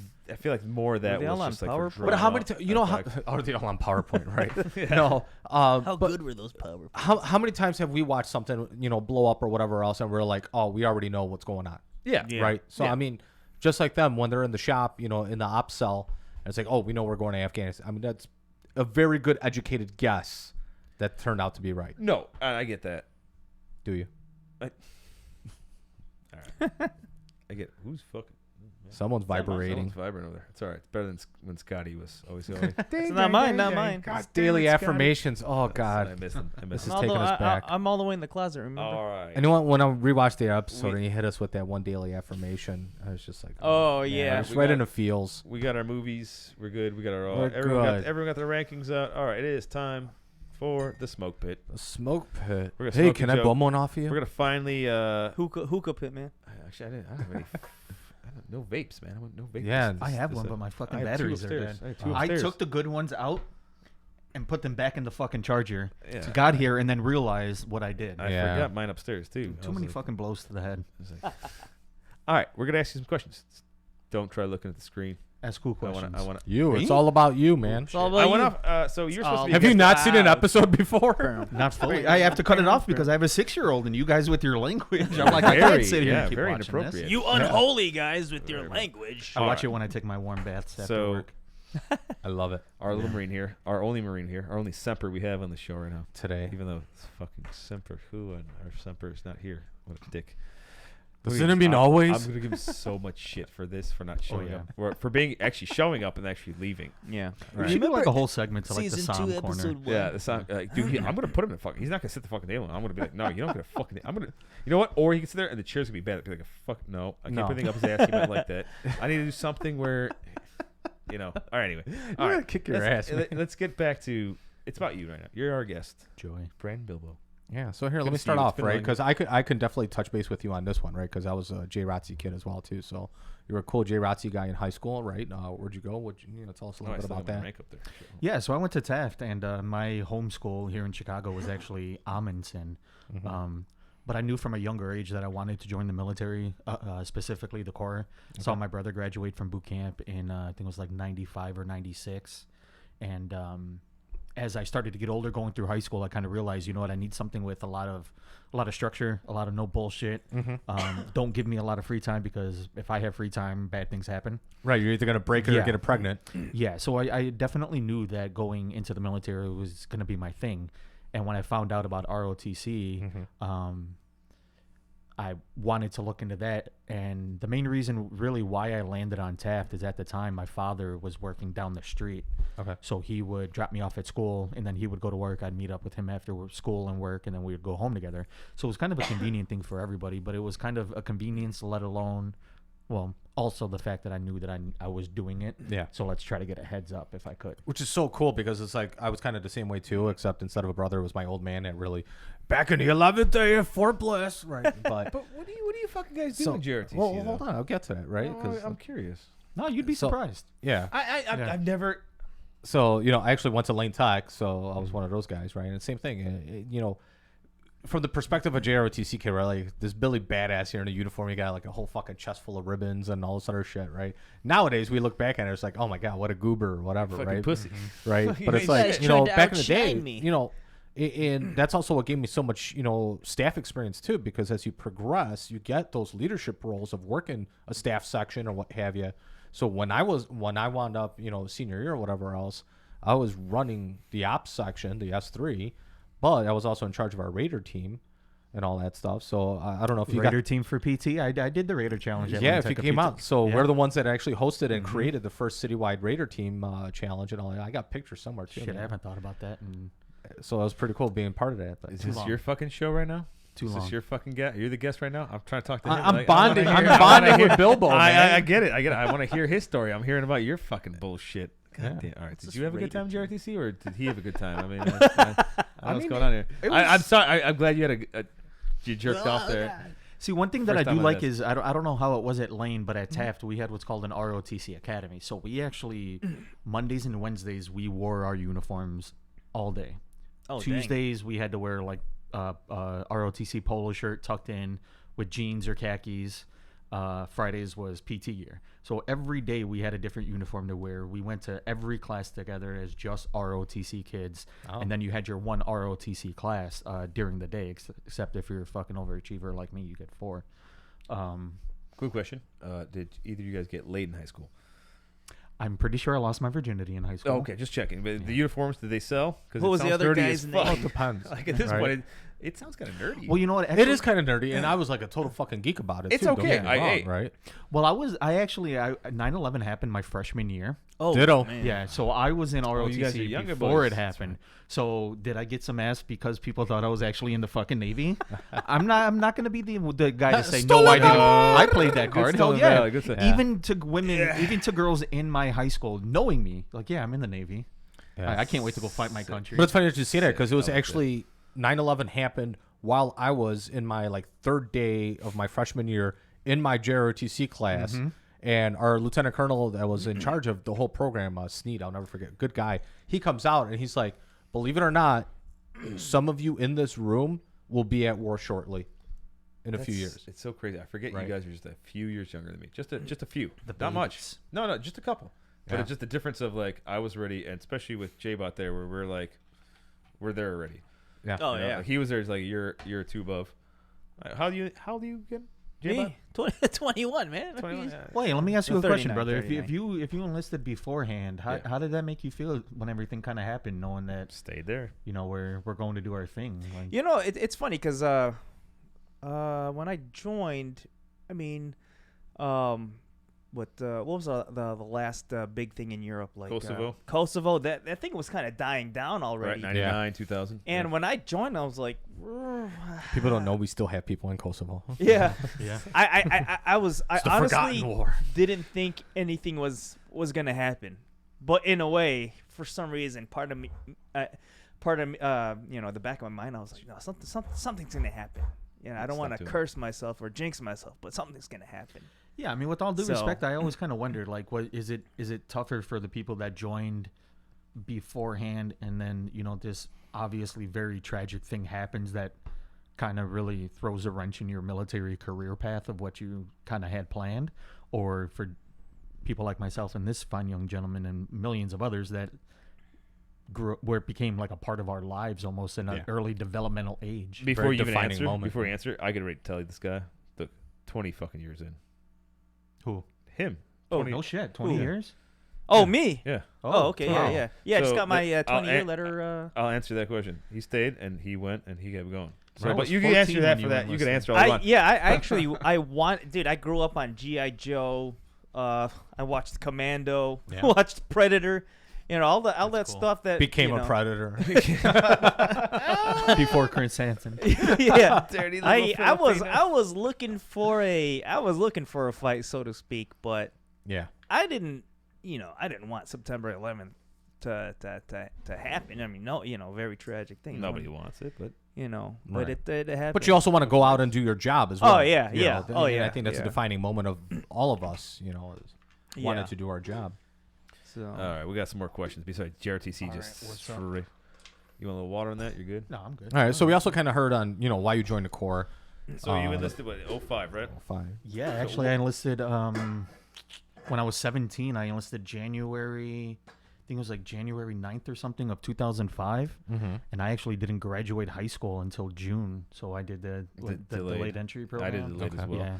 well. Why the Corps though? Why choose the Corps? Any other branch? I don't know. Like I considered it a lot. You know, I did my research. I if it wasn't going to be the Corps, I wanted to be a Navy corpsman. I wanted to definitely do something with action. The reason being, it's like, what I always wondered what differentiates person A from person B, from person A going to like more of a combat role and person B going to like a support role. Sure. Well, everything just. All right, speaking of that, I know they're connected, but it's like I wanted to know what was the difference between the two. I like the connection difference of like us just joining and people that don't join, which already separates us. And then there's ones that choose the job. So there's that already. Like, I'm going to join. And then there's the guys going, man, I want to fuck shit up. And there's guys like me that, well, no, I want to fuck shit up. But later on, I went, I'm too old to fuck things up. Can I just go computer? I mean, the main reason why I was going to join the military is I knew from a very young age college was not for me. It's not for everybody. It isn't. Some it is. It's not. At least at such a young age. I can honestly say now being out of the Corps and going to college, I definitely feel being in my 30s, I'm much more prepared for school than I was in my early 20s. You know, it hits everybody different. You know what? That's the thing, too. I think you get more out of it, actually, when you're older.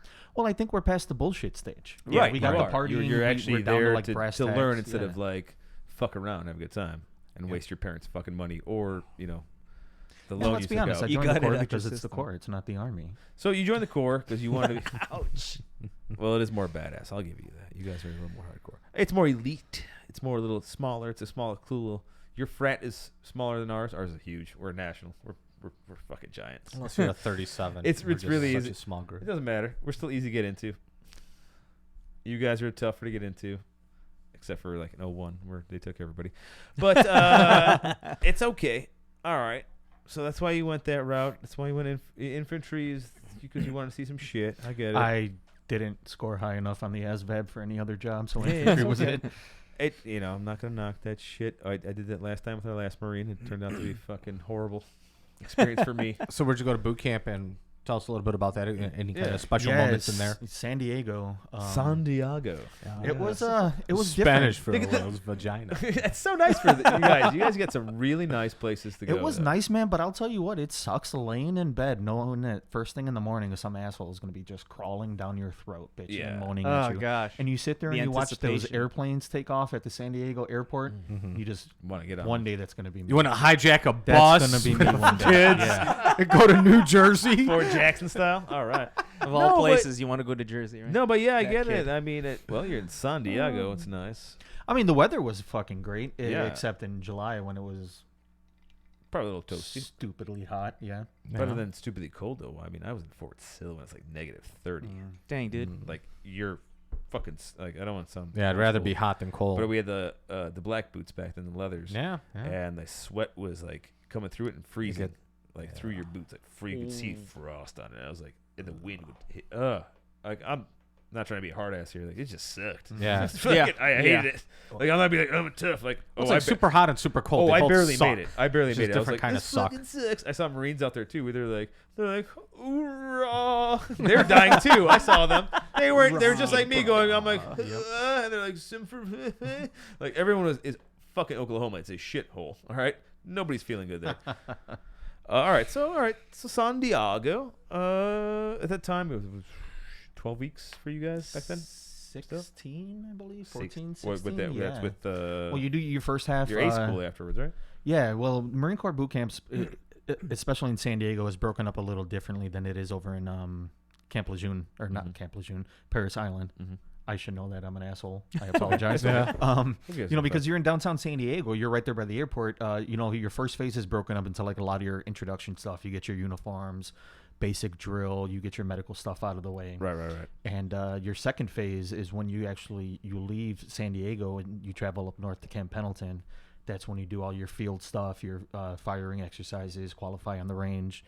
And then for the Marines, that's when we do our crucible. Right. Which I believe in Paris Island, and even back in the day, that's when you would be given your Eagle, Globe, and Anchor as a Marine. So you made it.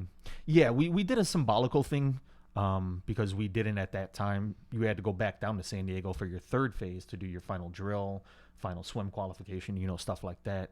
And then you were given your EGA when you graduated. But we did have a symbolical thing just because as part of being in the Marine Corps, the Crucible is such a big part of our history. Right.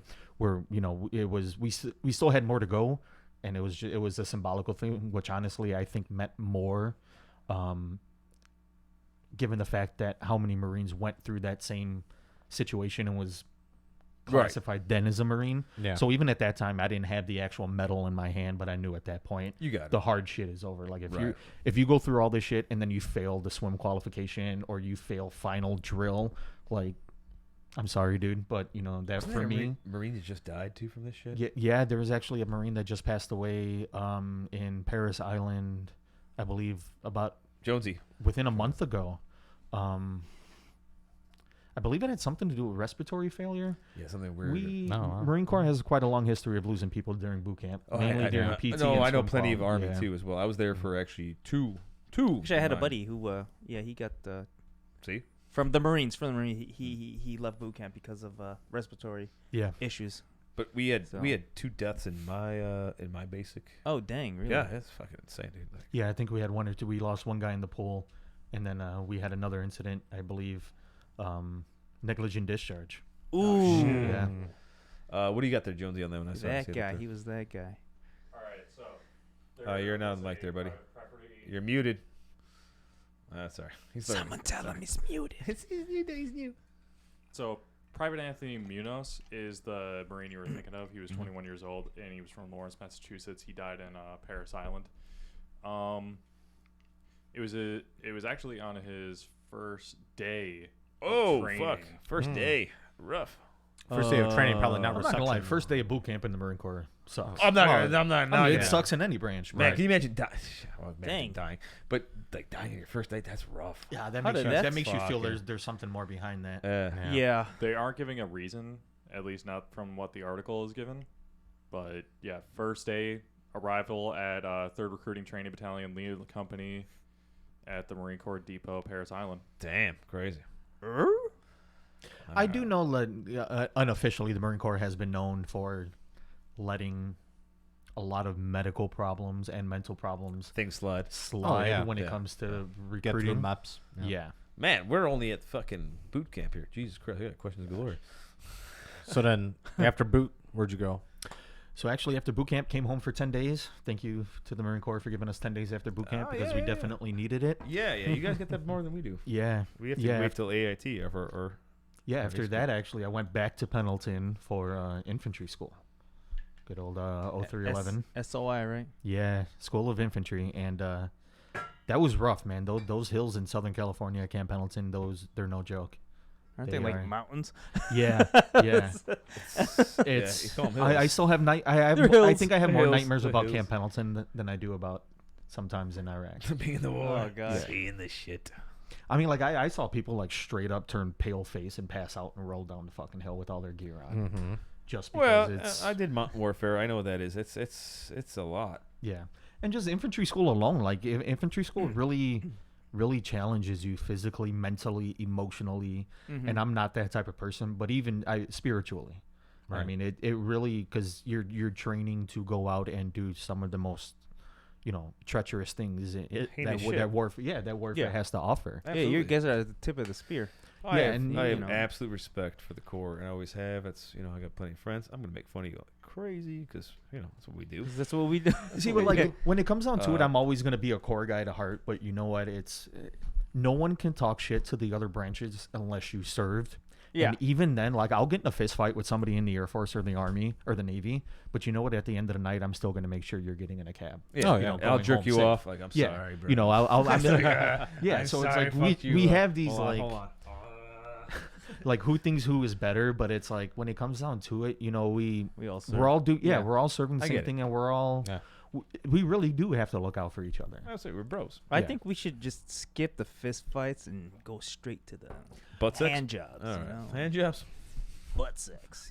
That's me. Anyway, all right, J-Bot. Wait, thanks no, for wait, being in the wait. closet. I'm not done yet. We know Okay. what's on his mind. Yeah. I don't even drink. No, I'm just joking. God, are you sure you're Filipino or not? Thai over there. Good God, little lady boy. All right. man. So then after infantry school, So you something about you went to CAX training. yeah. Yeah, which is so the now- day we graduated, I'm sorry. go CAX ahead. is ITX now, by the way. Is it? Yeah. So CAX was a combat. What the fuck was it called? Combined Arms Training. Now it's integrated training exercise.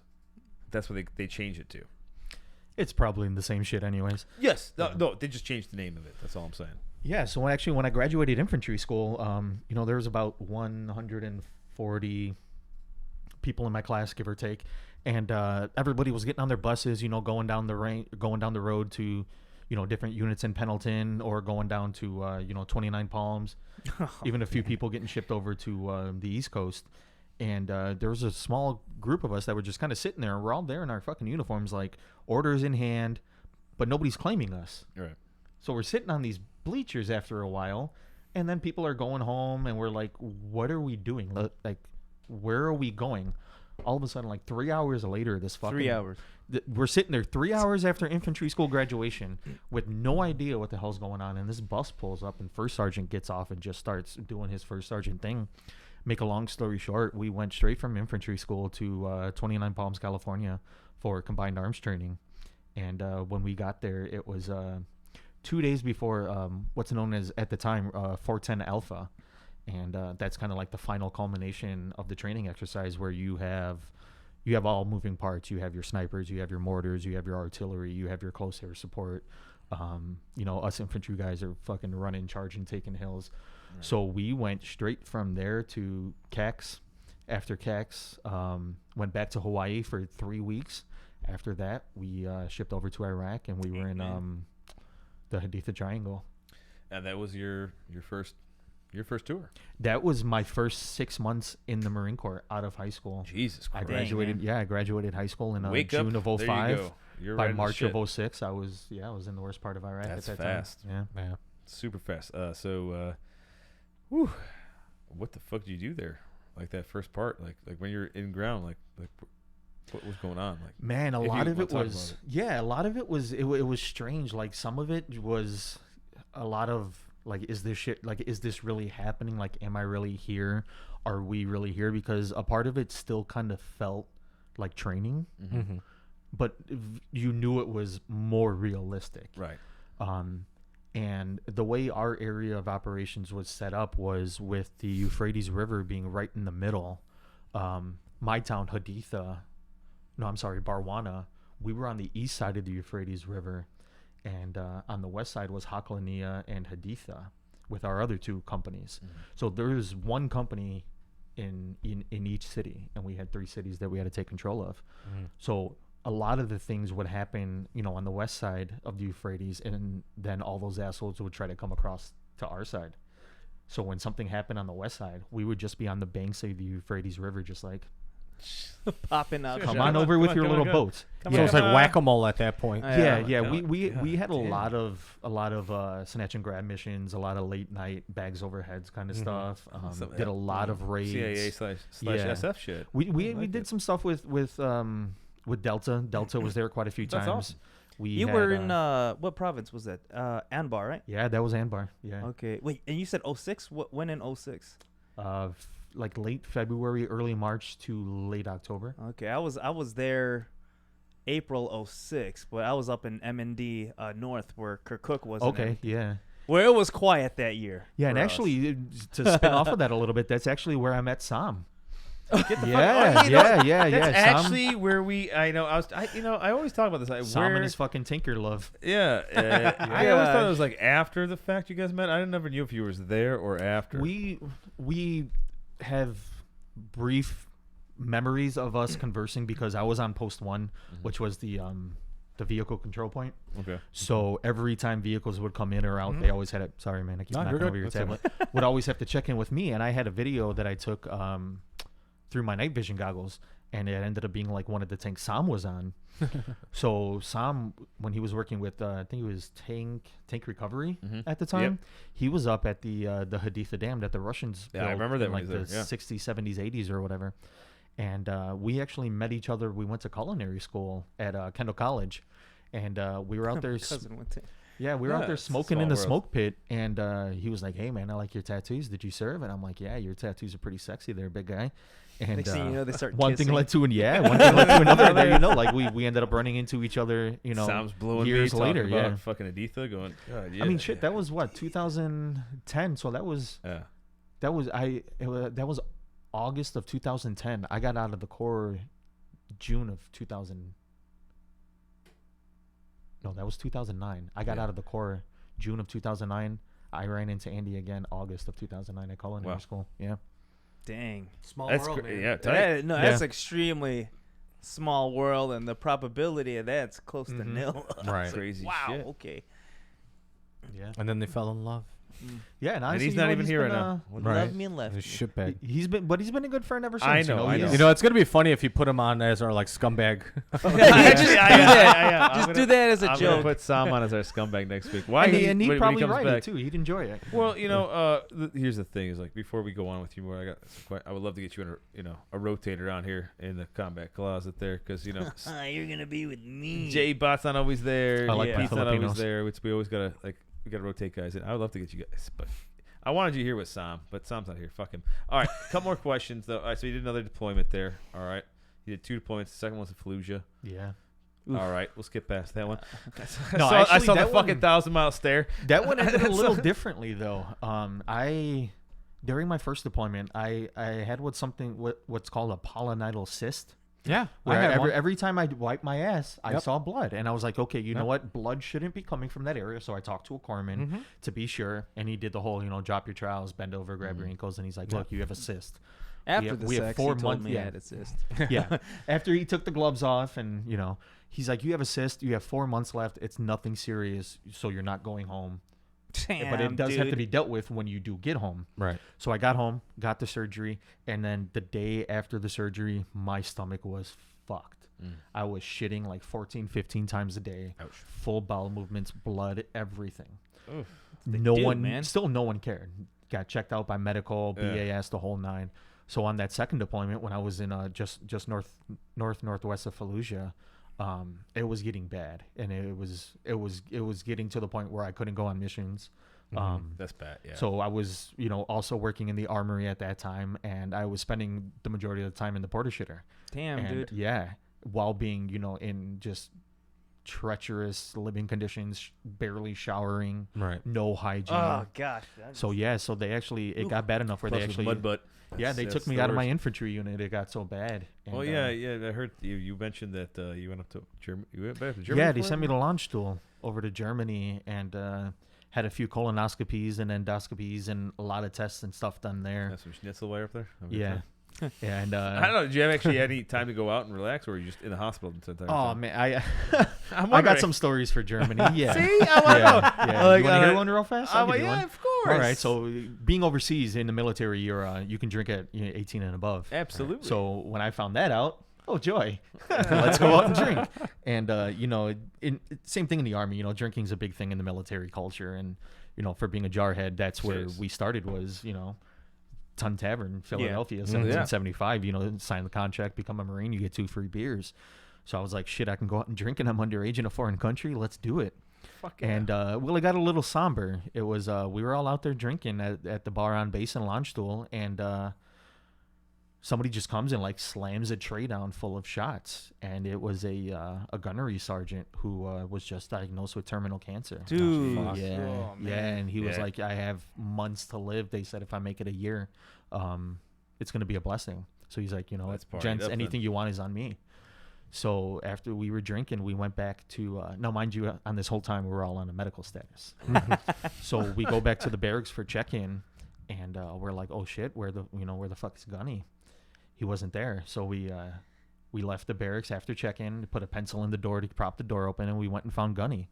And he was staggering back from the bar, and we're like, we're not gonna leave one of our own. Right. Yeah. So as we were helping him, a bunch of drunken females also left the bar. All right. Oh. So we made sure that we got them home safe, legitimately.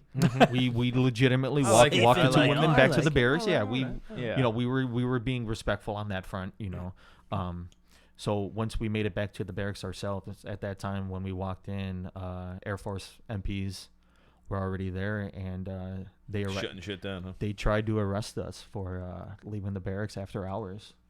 And so one of the Marines decided to drop his trows and just start pissing all over the recreation room. Yeah, and we ended up being detained by Air Force military police for Oh, this guy's just fucking 16 pussies hours. Just for going back to get one of ours. Oh, Yeah. well. And we were like, and all we told him during like the investigation, why did you do what you did and all that? All we told him was like, at that time I was like Lance Corporal Brandon Bilbo, United States Marine Corps. Having a great fucking I time. gave him my social security, like I was being detained by Right. like the Nazis or something. Like Yeah, that. it's like Name, this rank, is and all I- serial yeah, this is number. all That's I'm all you're gonna do. getting, right? Yeah, and so yeah, after that I actually had the choice. Sergeant 4-leaf tea back. Yeah. So after that, I had the choice, with my stomach problems to, go back to Hawaii or go back to Iraq, and that was a no-brainer. I was going back with my guys. So then I was taken out of my infantry unit. I was placed with regimental headquarters, and I worked in the detention facility.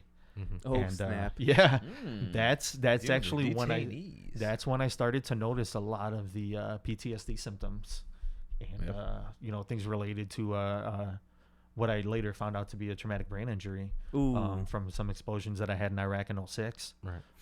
So dealing with the detainees and doing what I had to do there, that's when a lot of things really started to kind of piece together from that first deployment. Yeah. And I eventually was removed from the detention facility and then eventually sent back to Hawaii and ultimately med-boarded out. So you're medically retired. Yeah. They gave me the choice. They're like, you have 3 months left. We can do the med board now and you can go home, or you can stay in and we'll med board you out on your actual EAS date. Mm-hmm. And I fought it for those 3 months, man. I ended up going to DC to stand in front of an actual like med board for like officers and generals and civilians, and I'm like, no, like, first of all, if anybody goes to war and something's not wrong with that person, that's the motherfucker I don't want to be around. Right.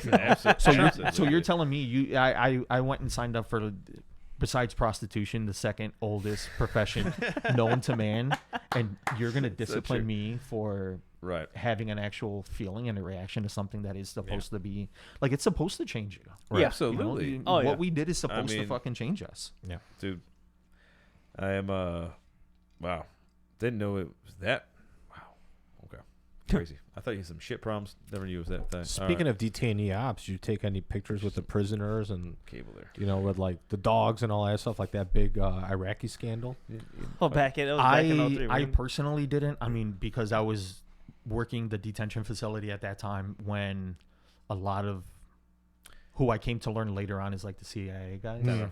Keep it going. I gotta piss so bad. Like, You're violating your own rules, Yeah, but I go know. tinkle. Yeah, keep doing it. Just keep doing it. Yeah, these guys On live when- air. when- And I'm sure like by that time they were already doing all the cleanup after all that stuff had been exposed from the Army side. well, this was Abu 2000. Ghraib, right? This was 2007 still. Okay. Yeah. But it was right around that time, I think, when it all blew up. Didn't it, J-Bot? Yeah. When all those guys and all the pictures of the females and the dogs and stuff. Oh, and, and, No, I thought um, I thought or that was that happened even earlier? beforehand. Yeah, Yeah, that that was was earlier. beforehand because all that stuff in No. 04, 05 maybe. oh yeah 04, 05 or something. Yeah, Where they had like the bags over their heads. And Yeah. people Yeah, were, like, yeah, pressing on them they and made everything. a- Jamie's the- pulling it up. they made the If it was cheerleader before, pyramid. yeah, it couldn't have been too long before. Yeah. Abu they were Ghraib, telling that's us- what it was. Yeah. Yeah. What year did it occur? I mean, they were still So wearing it was in DCs. 2004, actually. Yeah. Was Yeah, it really? Okay. Yeah, because when we had to stay, because the whole chain of custody with the detainees and Mhm. everything, those, I don't know who was doing the questioning, if it was military, civilian, or black ops or anything. Yeah. I didn't want to know for. We just know they're wearing khaki pants and polo shirts, When he Right. was like, take your camera out of your pocket, I took my camera out of my Right. pocket, and I'm glad because, like, some of the things that happened, I personally don't agree with. Sure. But The do enhanced see- interrogation techniques. But sometimes certain things do have to be done to Right. get a positive result. Right. Yeah. Yeah. But it was wild seeing some of those things happen. Like, Sure. it was interesting. Apologize. It definitely was for sure. Play What I missed here? stupid games. Win Just a whole stupid bunch prizes. of OPSEC violations if, Oh, if he was still Yeah, in. if anybody's gonna listen to this, Yeah. yeah, we're gonna have. Hey, no. as long as I didn't throw him out, Yeah. I'm happy. Yeah. I mean, That's why you walked out of the room. he's got a Right. DD-24 and T. He's fucking fine. Right. He's solid. You didn't sign any NDAs, did you? Right. No, you're good. I got But- my little private out there watching the show. Cool. There you go. We salute you, Yeah, America's my little heroes. daughter there. Man, this is an appropriate show. You should not be watching this. Go upstairs to your mom. Anyway, all right. And Your daughter's too. okay, so you got med boarded out, Yeah. so hey, good job in at least getting all the benefits and all that stuff. Did you find that your transition back to civilian life, how did that go? Still, that's like the number one thing I search for still on a daily basis. It was very difficult because, as I'm sure you guys can relate, like Marine is like a singular word, you know, and so once a Marine, always a Marine. Like, you're not an army, you're a soldier. Right. But I don't Fuck see you. but I don't see why our term has No. to be singular, and therefore it's a singular Right. It is title. That's why the whole army of one bullshit never lasted for Yeah. very long. Didn't. Right? I'm an army.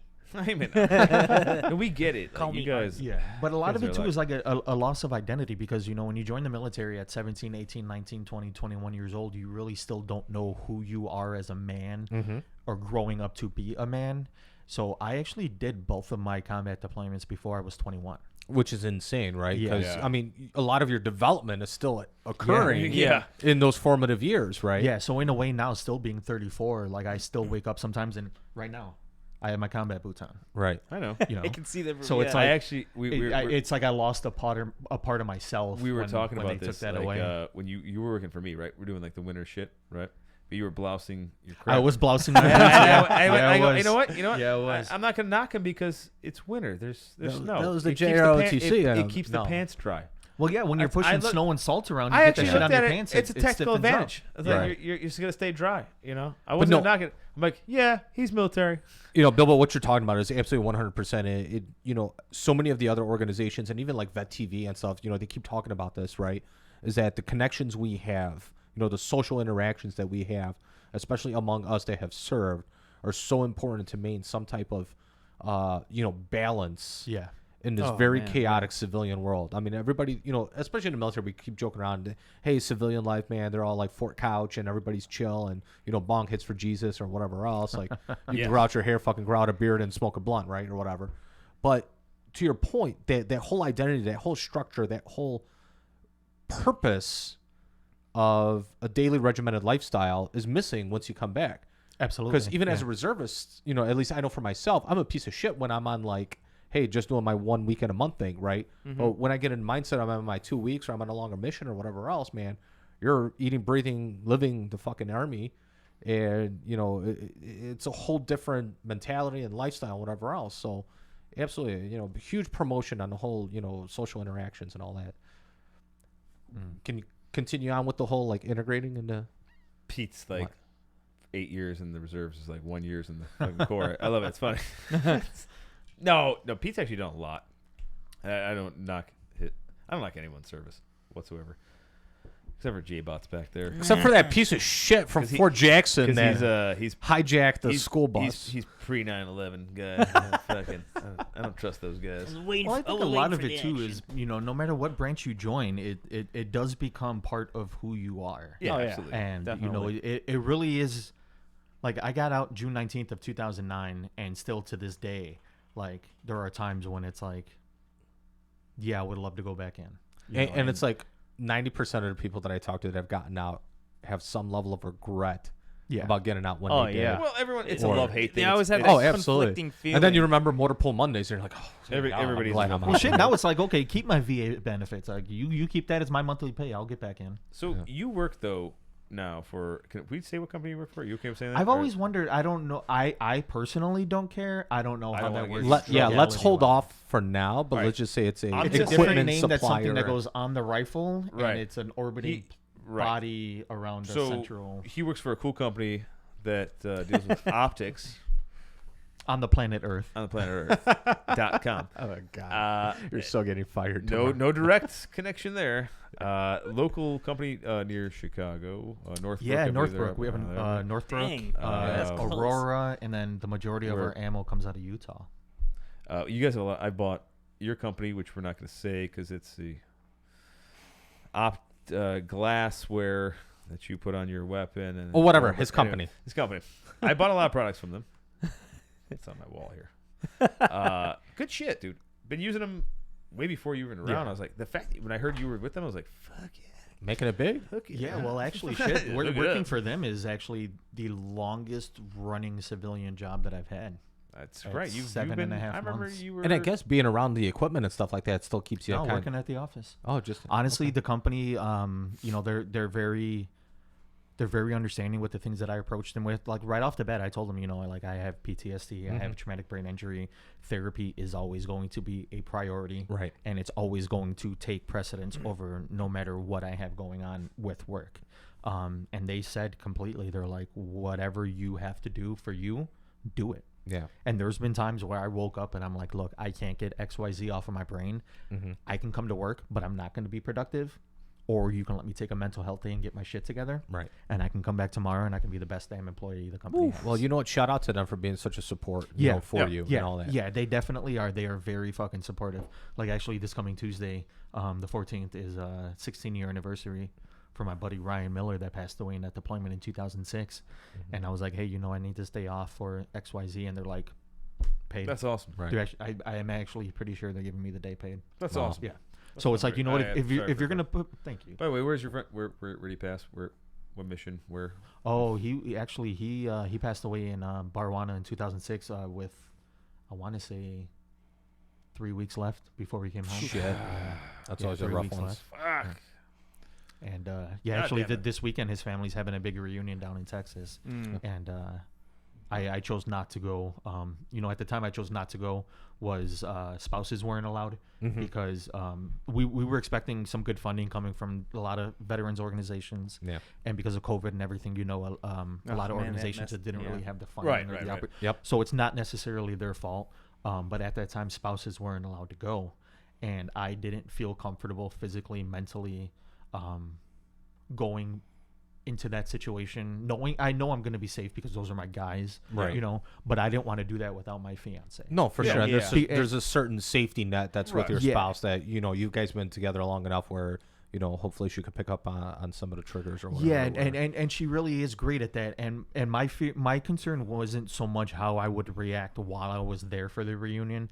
It's when I come home. Yeah, it's the aftermath, of Yeah. course. And so at that time, spouses weren't allowed to go, so I respectfully declined to go. And then a couple of weeks ago, they changed that to spouses can come. But at that time, we kind of already made plans as a Yeah. family and stuff like that.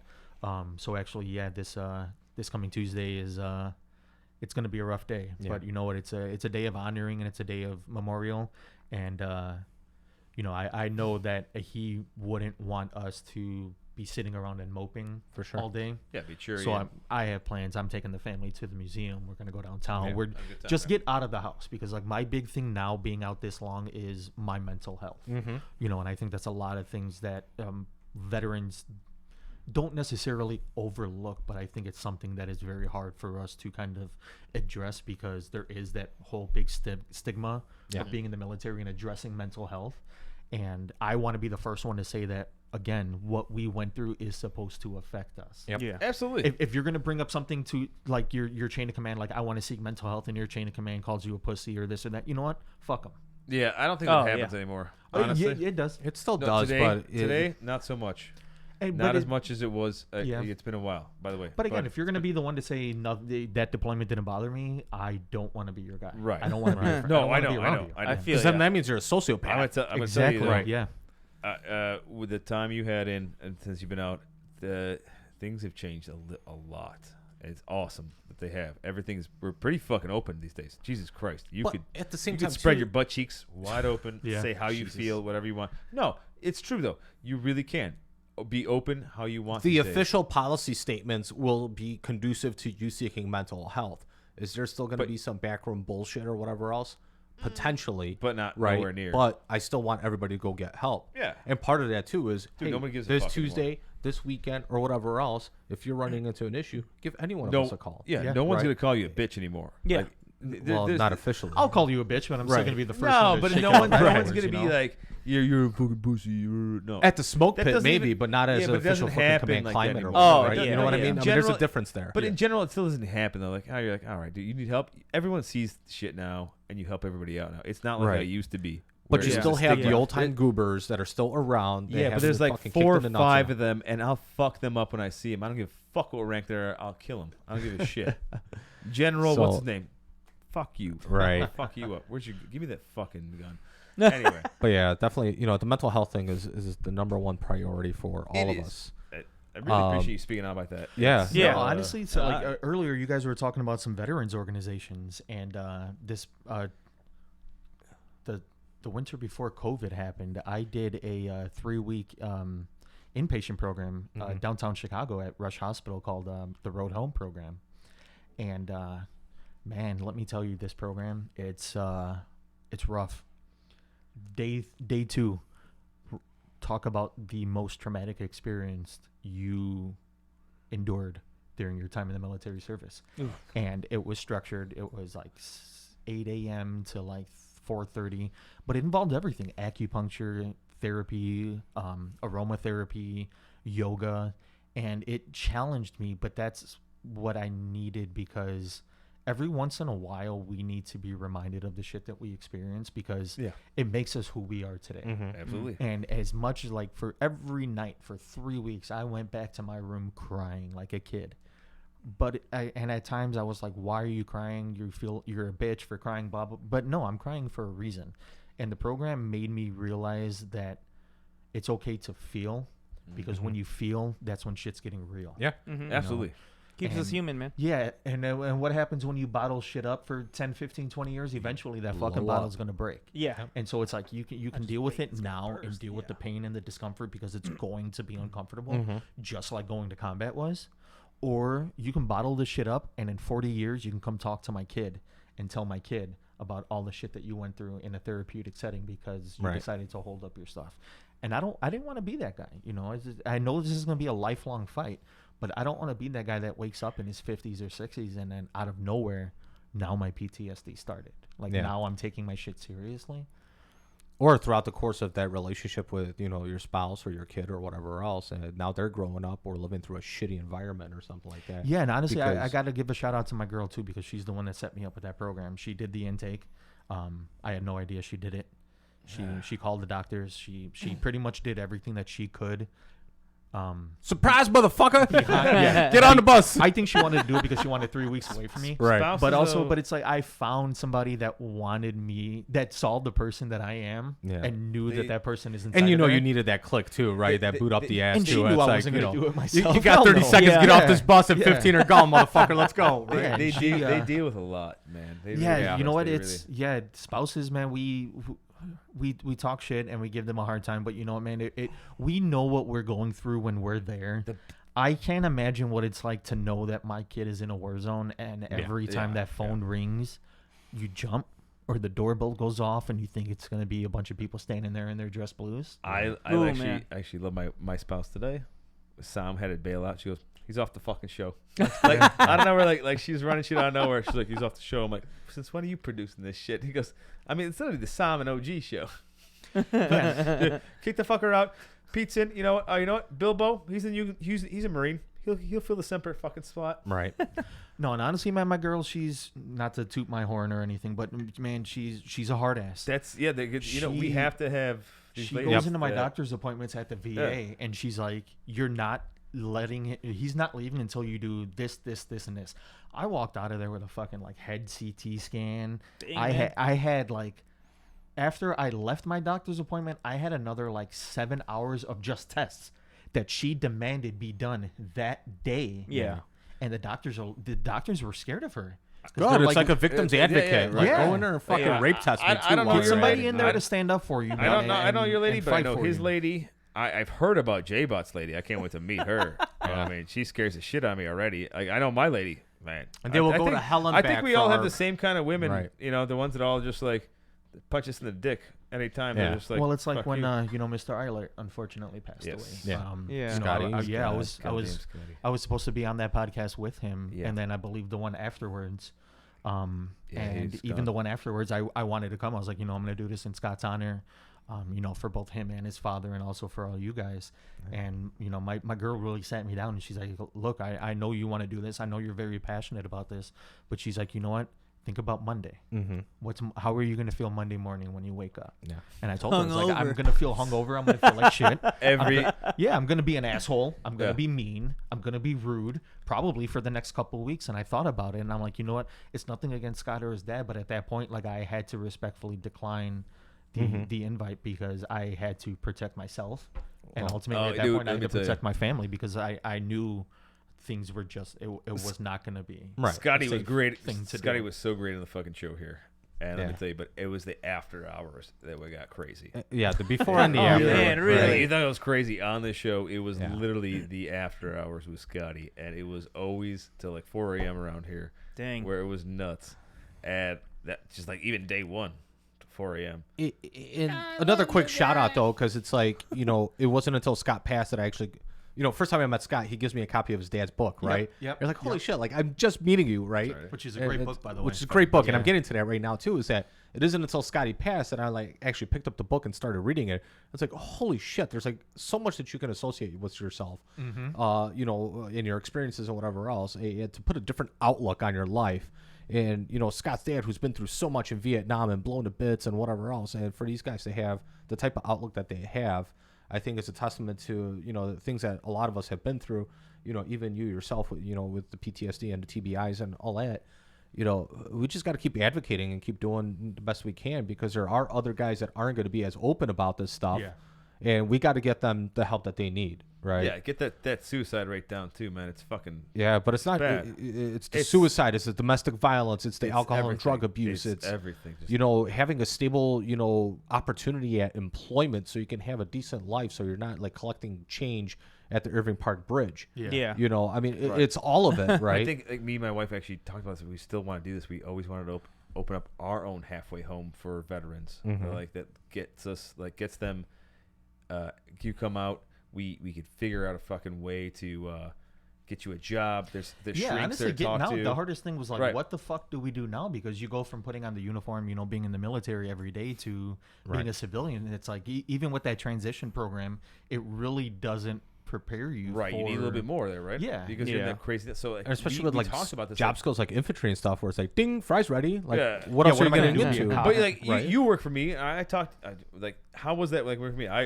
We did kind of like I did a military style. Like, hey, what's up? This is what we're doing. Like, Well, it was great because like you did the whole like formation, well, not formation thing, but this is First what we're gonna sergeant. do. This is how we're gonna do it. Let's Yeah. go get it done. Like it was still kind of being like in the military. And I do enjoy working for military supervisors because they still have that same kind of, they know how to get directly Yeah. to the point to No their bullshit, people. get it and done, go do make it and get mission. it done. And then Yeah. fuck around and find out at the same time too, right? Right. You know? Oh yeah. If I got to get in your ass a little bit, I got to get in your ass. you know? I took you out for lunch. I'm like, this is how we're gonna do things. That he We did. sit at That lunch he even and- sat in the salt truck with me sometimes, and we had lunch together at Yeah, like we 2, sat 3 there o'clock and in the like- morning. Turn the heat up a little bit. Did some Now, Nicky those other yoga. I'm guys- a Nick. decent leader. Thank Who you. was the other guy? It was Nick. Oh, my and- cousin Nick. What a Who was the fucking- tall guy that always wears combat boots too? Sergeant Joseph Gallus. Gallus. Gallus. How is he doing? I don't know. I haven't talked to him a little bit. He's He was a nice stationed out guy. in Alaska somewhere these days. No, Yeah. he Still. got out. He got out of the military. He's probably pissed that I fucking said his name on I'll tell here, you what, it was fun being the only jarhead around 3 soldiers. Oh that, yeah. Well, pushing salt and 2 soldiers and one. My cousin was a fucking moron. But Ooh, yeah, Nick. Nick was not a soldier. He wasn't in the military. No. Stolen valor. Polish military. Polish. the Polish Pierogi Wars. Yeah, Pierogi Wars. I was rolling That guy, dough. he really did like his lunchtime. Yeah. Yeah. He's a Oh, pathetic piece man. of shit. No, the other guys were all military there. All the sidewalk guys. Yeah, those were all my S4 dudes I brought in. All that shit. Yeah, actually, do you mind if I tell you a little Yeah, another go. little Fucking A. story? You're a So, fucking dick. That's what the story is. I want to hear it. You're the So guest. back It's your show to at back this to point. Rick's book. So Sam gave me the book one day, and I was reading it, and at the time I was a line cook over at Kuma's Corner. Oh god, I remember that Kuma's Corner. And, Great fucking restaurant, by the way. You know, being a Marine, you're 15 minutes prior. And, Yeah. Well, that's for the company Except for commander, today. and then 15 first minutes prior sergeant, to you have to be 15 15 minutes minutes prior. prior. Yeah. Except for yeah. today. So Today it you're- trickles down. So I was the asshole always sitting in the back of the restaurant on the milk crate, 2 hours before work, reading Rick's fucking book. Great book. And man, it still makes me tear up. The moment I closed the book, guys, I contacted Andy and I was like, hey, I just finished Rick's book, and he's like, yo, Rick passed away 4 hours ago. Oh, shit. Yeah. Ooh. Yeah, I remember. I just finished his book and closed the cover and called him, and he told me he passed away. Here's the crazy thing about this. Like, so I remember Sam talking about the fact that you mentioned that you wanted to meet the author of it, and he just passed away after you finished Yeah. reading it, right? And then we had Scotty on the show here, and we are gonna plan you meeting up with Scotty, Yep. and then Scotty literally passes the week after that. So Right. you're like doubler on the alerts for passing away. Fucking not meant to be. Sorry. So No, sad. It's so definitely. weird. It's so fucking sad and weird at the same time because the book, fantastic. It's a great book. Dude, I read the thing Phenomenal. twice. Yeah. Dang. I mean, I think I'm I at gotta get 3 on or it. 4 I now. got copies Yeah. up here, buddy. Yeah, I think I'm at 3 or 4. It's up here on the desk too. I got more in the Okay. corner. It's fucking fantastic. It's Right. hilarious. Yeah. It's actually funny and sad and like great. You know, Yeah, typical But good still gut check. relatable. Yep. Like one thing I really took away from the book is how when I asked Andy if Rick ended up marrying his girl from the book, and he said yeah. And then Yeah, oh, cause you're sitting there like the whole time, like, Yeah. oh, is he gonna fucking and it was hit like it again? Like if this guy can go through all that shit and like his girl stuck through him and And the you're not even trials and giving away. tribulations You're they went honestly not through, that giving shit was- away because what's going on in that book is fucking insane. It is. But it's really nothing that we ourselves haven't been through. No. Just in Yeah. a different way, different there's different some levels. Holy but shit, live we've all audience. Still, all right. Well, you know what? We're gonna actually wrap things up. If the first That's the sergeant look. has stepped down here, that means we're probably like Jonesy. What are we at there? Can you see the time frame on there? 3 hours. Jesus Christ. Yeah, it was. Well, Freaking- I gotta do my thing here. so the one time 2 the hours Marine and comes 22 over to the minutes. show, Yeah. in 3 hours you got the wife down here All yelling right, at like, everybody. subscribe, follow. I'm doing my little fucking schmug here. Reminders on there. All right. Follow us on Facebook. That's was it at Semper Hua podcast on Facebook, and then /Semper Hua for our IG. Merch, semperhua.com/shop. You get the Fubi Jar shirts, the double derp crap, whatever. We got Army stuff. We got Marine Corps shit.